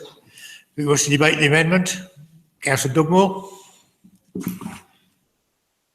Thank you very much, Mr. Chair, Mr. Speaker. What a shame that this amendment has been tabled. There was me thinking that members on all sides could unite support retaining services at the PRH. Members opposite really do not understand the issue at all and continue to support retaining all services on both sites.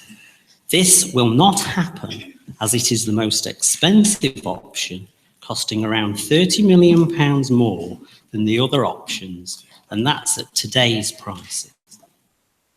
Don't get it, do you?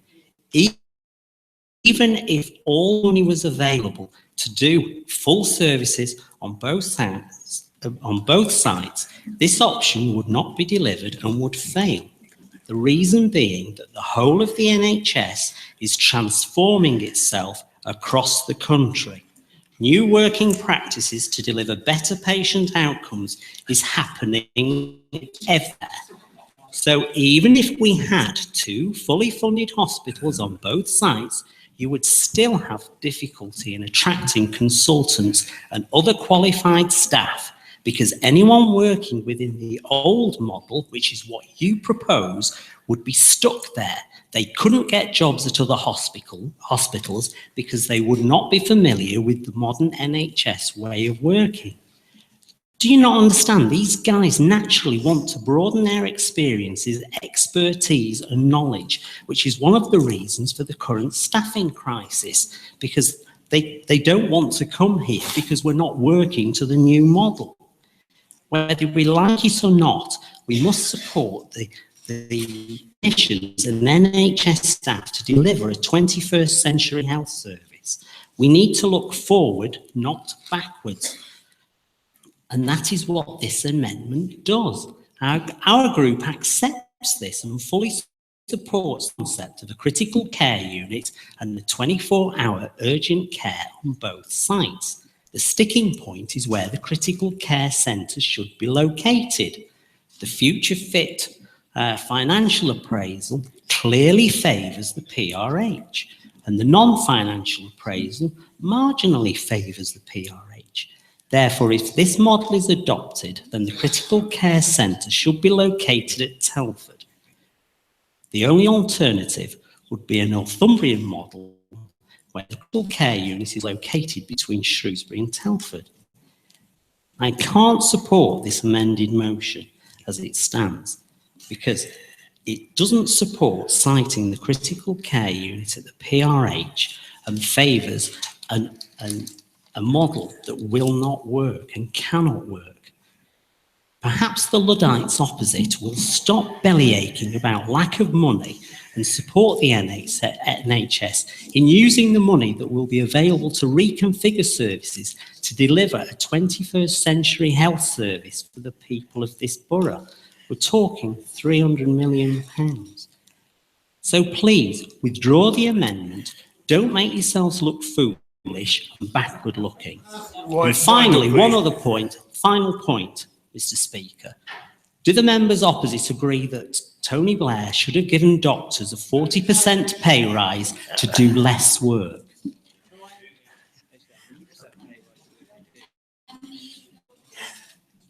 Councillor Stephen Burrell.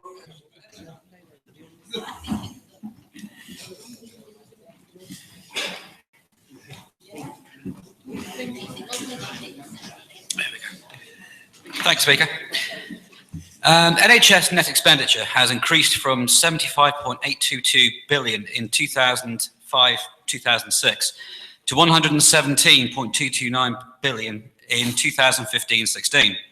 Planned expenditure for 2016 and 17 is 120.611 billion. Announced in a 2015 spending review will see the NHS budget increase to 133.1 billion by 2020-21. This means between 2009 and 10, 2020, when spending on the NHS in England will rise by nearly £35 billion in cash terms, an increase of 35%. Now, population change is one factor driving increased NHS activity. But between 2009-10 and 2015-16, hospital activity in the borough and nationwide increased at a faster rate than the population grew. Services are provided and changes in clinical practice have also combined to increase hospital activity. The way we use the NHS is changing. We're living for longer and demanding ever further specialisation and innovation with each passing year. To highlight the very real problems facing the NHS locally and nationally as our population ages and diversifies, and unite the Council to call upon the Secretary of State for Health to initiate a national debate on how our National Health Service should evolve, to ensure it can continue to provide the world-beating quality health care free at the point of delivery now and in the decades ahead. These involve innovations such as moving to community-based multi-professional teams based around general practices that include generalists working alongside specialists, focusing on intermediate care, case management and support to home-based care, adopting insurgent technologies and the Internet of Things to better complete the circle of services surrounding every patient to further their outcomes. Among the issues we should be pressing health authorities at every level on to deliver as a council, united, driving to ensure the best possible outcomes for every child and adult in the borough. This motion was written to be transparently apolitical, and I'm deeply disappointed that the proposed amendment, particularly the final paragraph, seeks to defile and subvert this intent, instead forcing a political wedge into the heart of an issue that deserves no such discredit.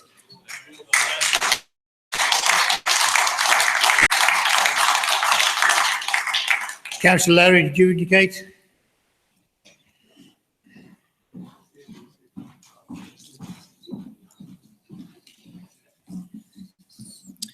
Thank you, Mr. Speaker.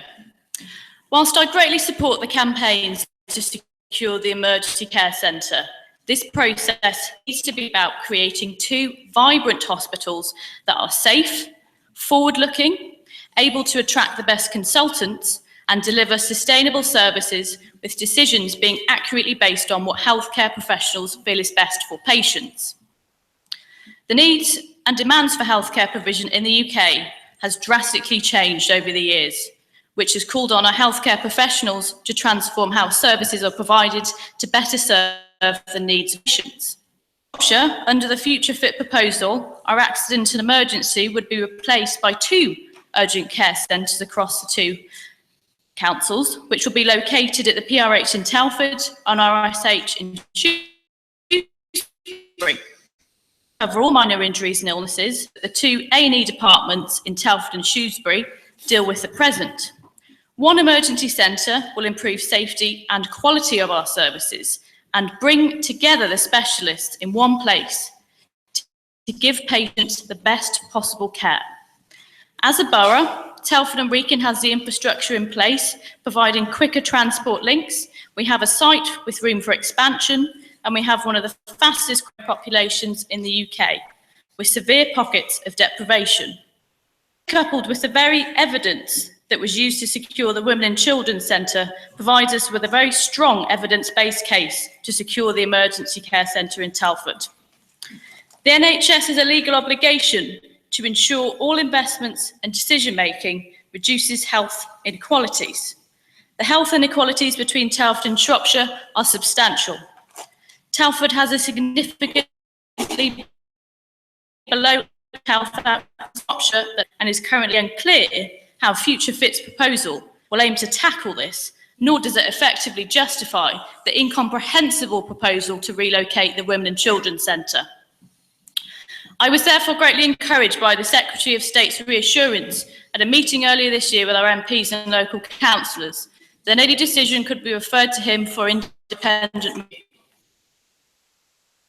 Important that patients and focus remains on an evidence-based case, as a decision must be made in the best interest of patients using a transparent, clear and open process that will provide the best facilities for generations to come.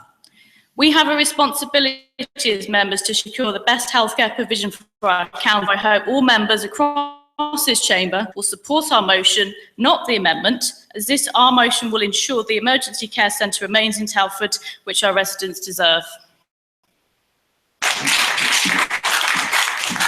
Councillor Gilly Reynolds. Thank you, Speaker. I'll keep it brief. Frankly, I cannot believe how condescending Councillor Dugmore's speech was tonight. It's frankly unbelievable that you would speak in that way. And the audacity of Councillor Reid to blame the council's campaign for the crisis at Princess Royal is unbelievable. And not to even think that any of this blame could be perhaps due to the government for chronically underfunding our NHS, not just here in Telford, but right across the country. And it just demonstrates how out of step you are and the local Tories are with local residents. Because if you ask anybody on the doorstep, is the NHS underfunded, they will tell you it is. And it's frankly unbelievable that you would deny that. So the sooner you recognise that there's an issue created by your government, the more likely we are to retain hospital services in Telford and Wrekin. And all I'm hearing tonight is you giving up on 2 A&Es for Telford and Shrewsbury. And that is appalling. And you should go home and really consider yourselves tonight, because you're giving up on thousands of residents in our county. So tonight, please stand up to your government. Stand up for the residents you represent and support the amendment.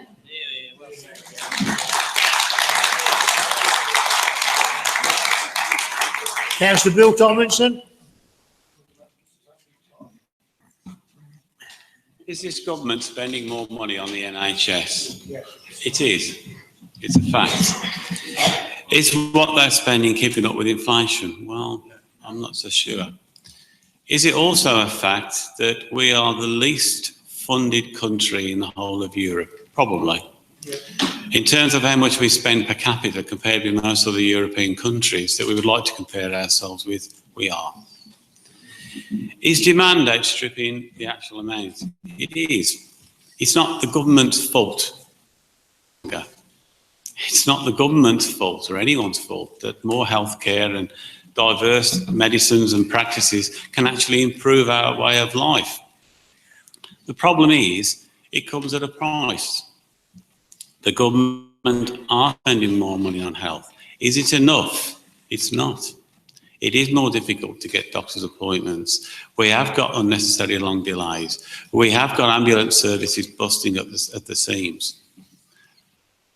What choice do we have? The choices are twofold. You either spend more money and improve the situation, or you continue it as it is. All means this is more efficient as well. But at the end of the day, more money needs to be spent. In terms of choice,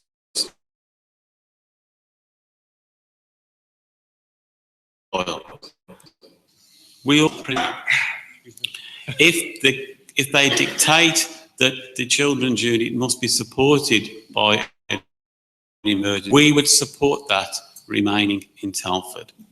But my support also goes to those people that rely on the emergency services for Shrewsbury.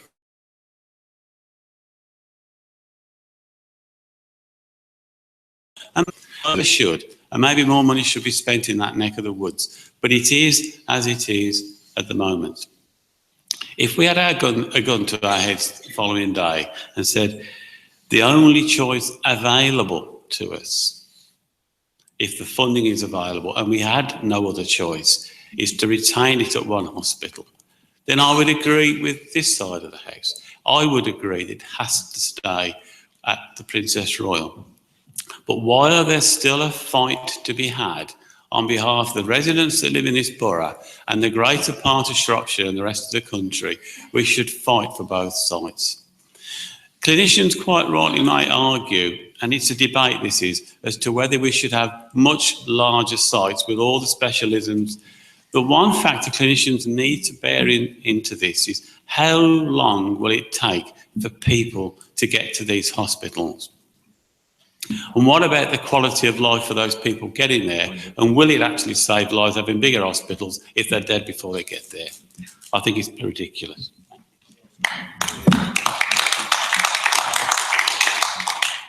Jackie, do you want to speak it up now?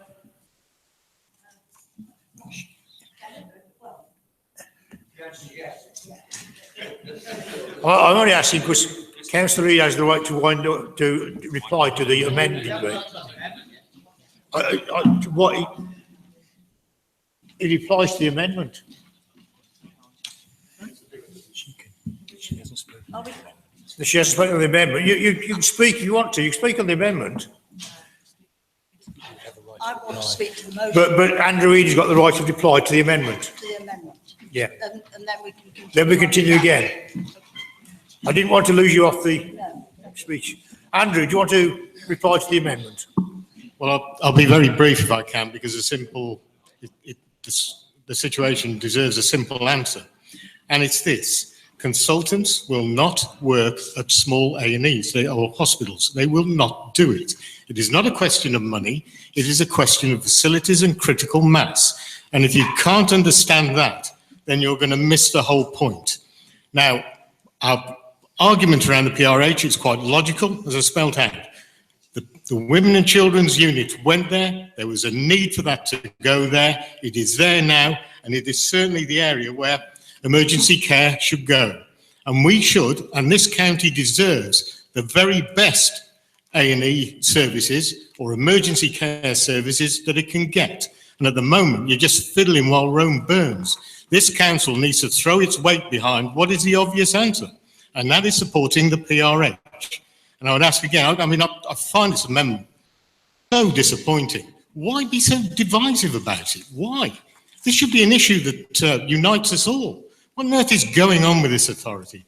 I do wonder, and I look back to days gone by with previous leaders, and believe me, relationships and working relationships are far, far better than this. And we can't even have a debate on sharing services with a neighbouring council, or indeed around supporting our own hospital here at the PRH.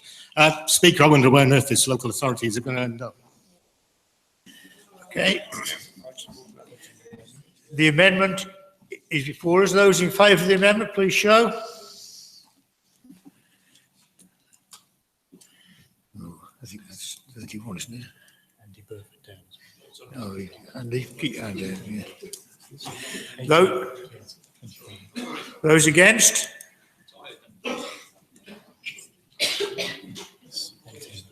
18. The amendment is carried. So the amendment,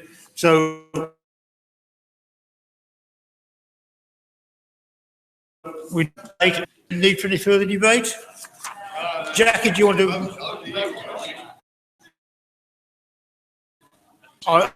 I've just asked Jackie if she wants to. Okay, Jackie.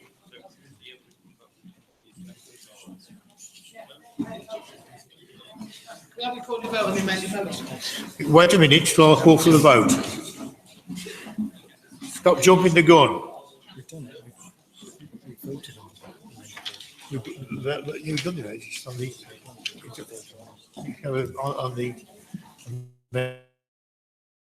motion. Order, please, order.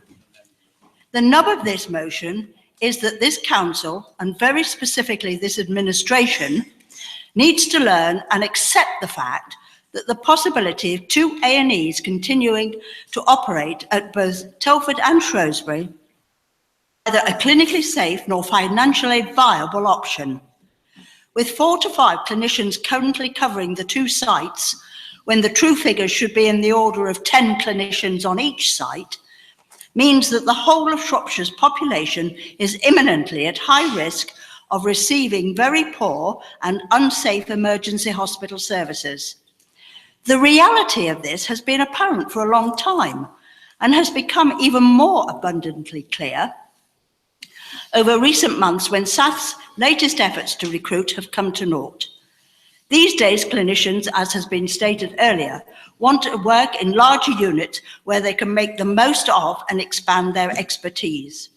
Why the administration cannot understand this is a mystery. It's not like I haven't told you before. It has also been made very clear to you that there are not, as previously claimed by Councillor Davis, any spare resources, either financial or in manpower, available anywhere in the region for SAF to draw on. The only solution now is to proceed to a single site decision as rapidly as the review of the options appraisal will allow. However, I do concur with the view that the whole future fit process to date has been very poor, and the absence of an impact assessment on moving the Women and Children's Unit was a serious failure. In order to try and manage the deep divisions between Shrewsbury and Telford, process has been indecisive, long-winded and pandering to where it thought its greatest support might come from. This has led to confusion, unsupportable arguments and proposals that have only led to even further delay. In view of the ever-deteriorating situation with the current 2 sites, the decision now needs to be made quickly. And here I am sure I will have the whole council behind me. To put it bluntly, it is quite clear that regardless of any arguments about demographics and areas of deprivation, the quickest and cheapest option is for the single emergency site to be located at Telford. Unlike RSH, where the buildings are old and difficult, the PRH is a modern modular building which can be much more quickly, easily and cheaply modified and added to. The Women and Children's Unit, which was located here on very strong clinical and demographic grounds, would remain, saving many millions of pounds, and the whole project could be delivered and operational several years sooner than the RSH option. This situation is now of extreme urgency and needs to be resolved before the very real possibility of Shropshire losing even more of its hospital services. Thank you. Thank you, Jackie. Is there any further debate? Andrew, do you want to have any, because it was your motion originally. That's very kind, Speaker. No, I think we've been in reasonable airing. Can I just explain the rule to them? Amendments, moved by the mover and second of the amendment, the mover of the original motion gets the right to reply on the amendment. It is, but it's still a substantive motion. So he still gets the right to reply to the debate. That's the rule. If you doubt it, go and read Lord Citrine, ABC of Chairmanship. Thank you, Speaker. Can I offer you some support? The other person in this chamber who's also read standing orders is not in complete agreement with you, so you must be absolutely right. I'll be brief. The same book. As I say, it's a great shame that the number of our motion, where we wanted to get, has been deflected. There was no real reason for that, no need for it. And I think that's a great pity that we couldn't actually come to some sort of consensus of agreement around the hospital. But I'm an optimist. I've been a Telford United supporter for a long time, I suppose, so you end up a born optimist in many ways. But I hope at some point we can have some reasonable debates at this council and we can actually work together to try and benefit our community here in Telford and Wrekin. Thank you. Thank you, Andrew. Right. The substantive motion is before you. recorded vote. Right. There's enough of you up, don't worry, you don't all stand up. I know your knees are getting old, like mine. The recorded vote, okay?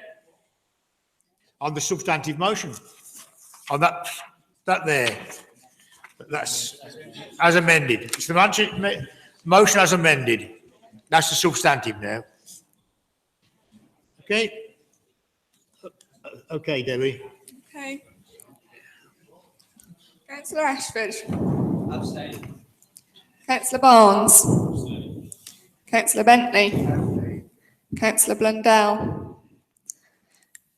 Councillor Burrell. Councillor Eric Carter. Councillor Lee Carter. Councillor Clare. Councillor Cook. Councillor Davis. Councillor Doug Moore. Councillor Reid. Councillor Arnold England. Councillor Nathan England. Councillor Evans. Councillor Ian Fletcher. Councillor Joy Francis. Councillor Greenaway. Councillor Guy. Councillor Hoskin. Councillor Jones. Councillor Keenan. Councillor Lawrence. Councillor Loveridge. Councillor Lowery. Councillor McClements. Councillor Mehta. Councillor Minor. Councillor Murray. Councillor Nelson. Councillor Overton. Councillor Pinter. Councillor Gilly Reynolds. Councillor Shirley Reynolds. Councillor Stephen Reynolds. Councillor Rhodes. Councillor Sahota. Councillor Scott. Councillor Seymour. Councillor Charles Smith. For. Councillor Malcolm Smith. Councillor Tillotson. Councillor Karen Tomlinson. Councillor Bill Tomlinson. Councillor Turley. Councillor Watling. Councillor Wright. The motion is carried. Mr. Speaker, may I move under Rule 915.4 that we now adjourn the meeting? Why didn't you move that an hour ago?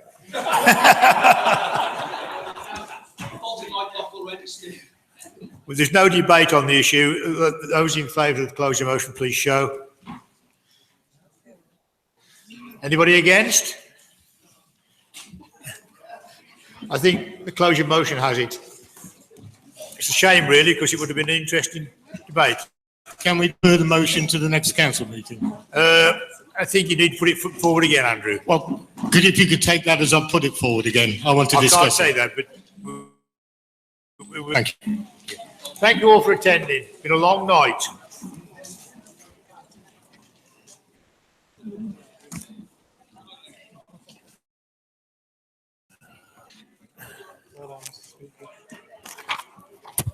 Actually, he didn't need to a judge anyway. Not a judge. You're going to... Ron, how you can accept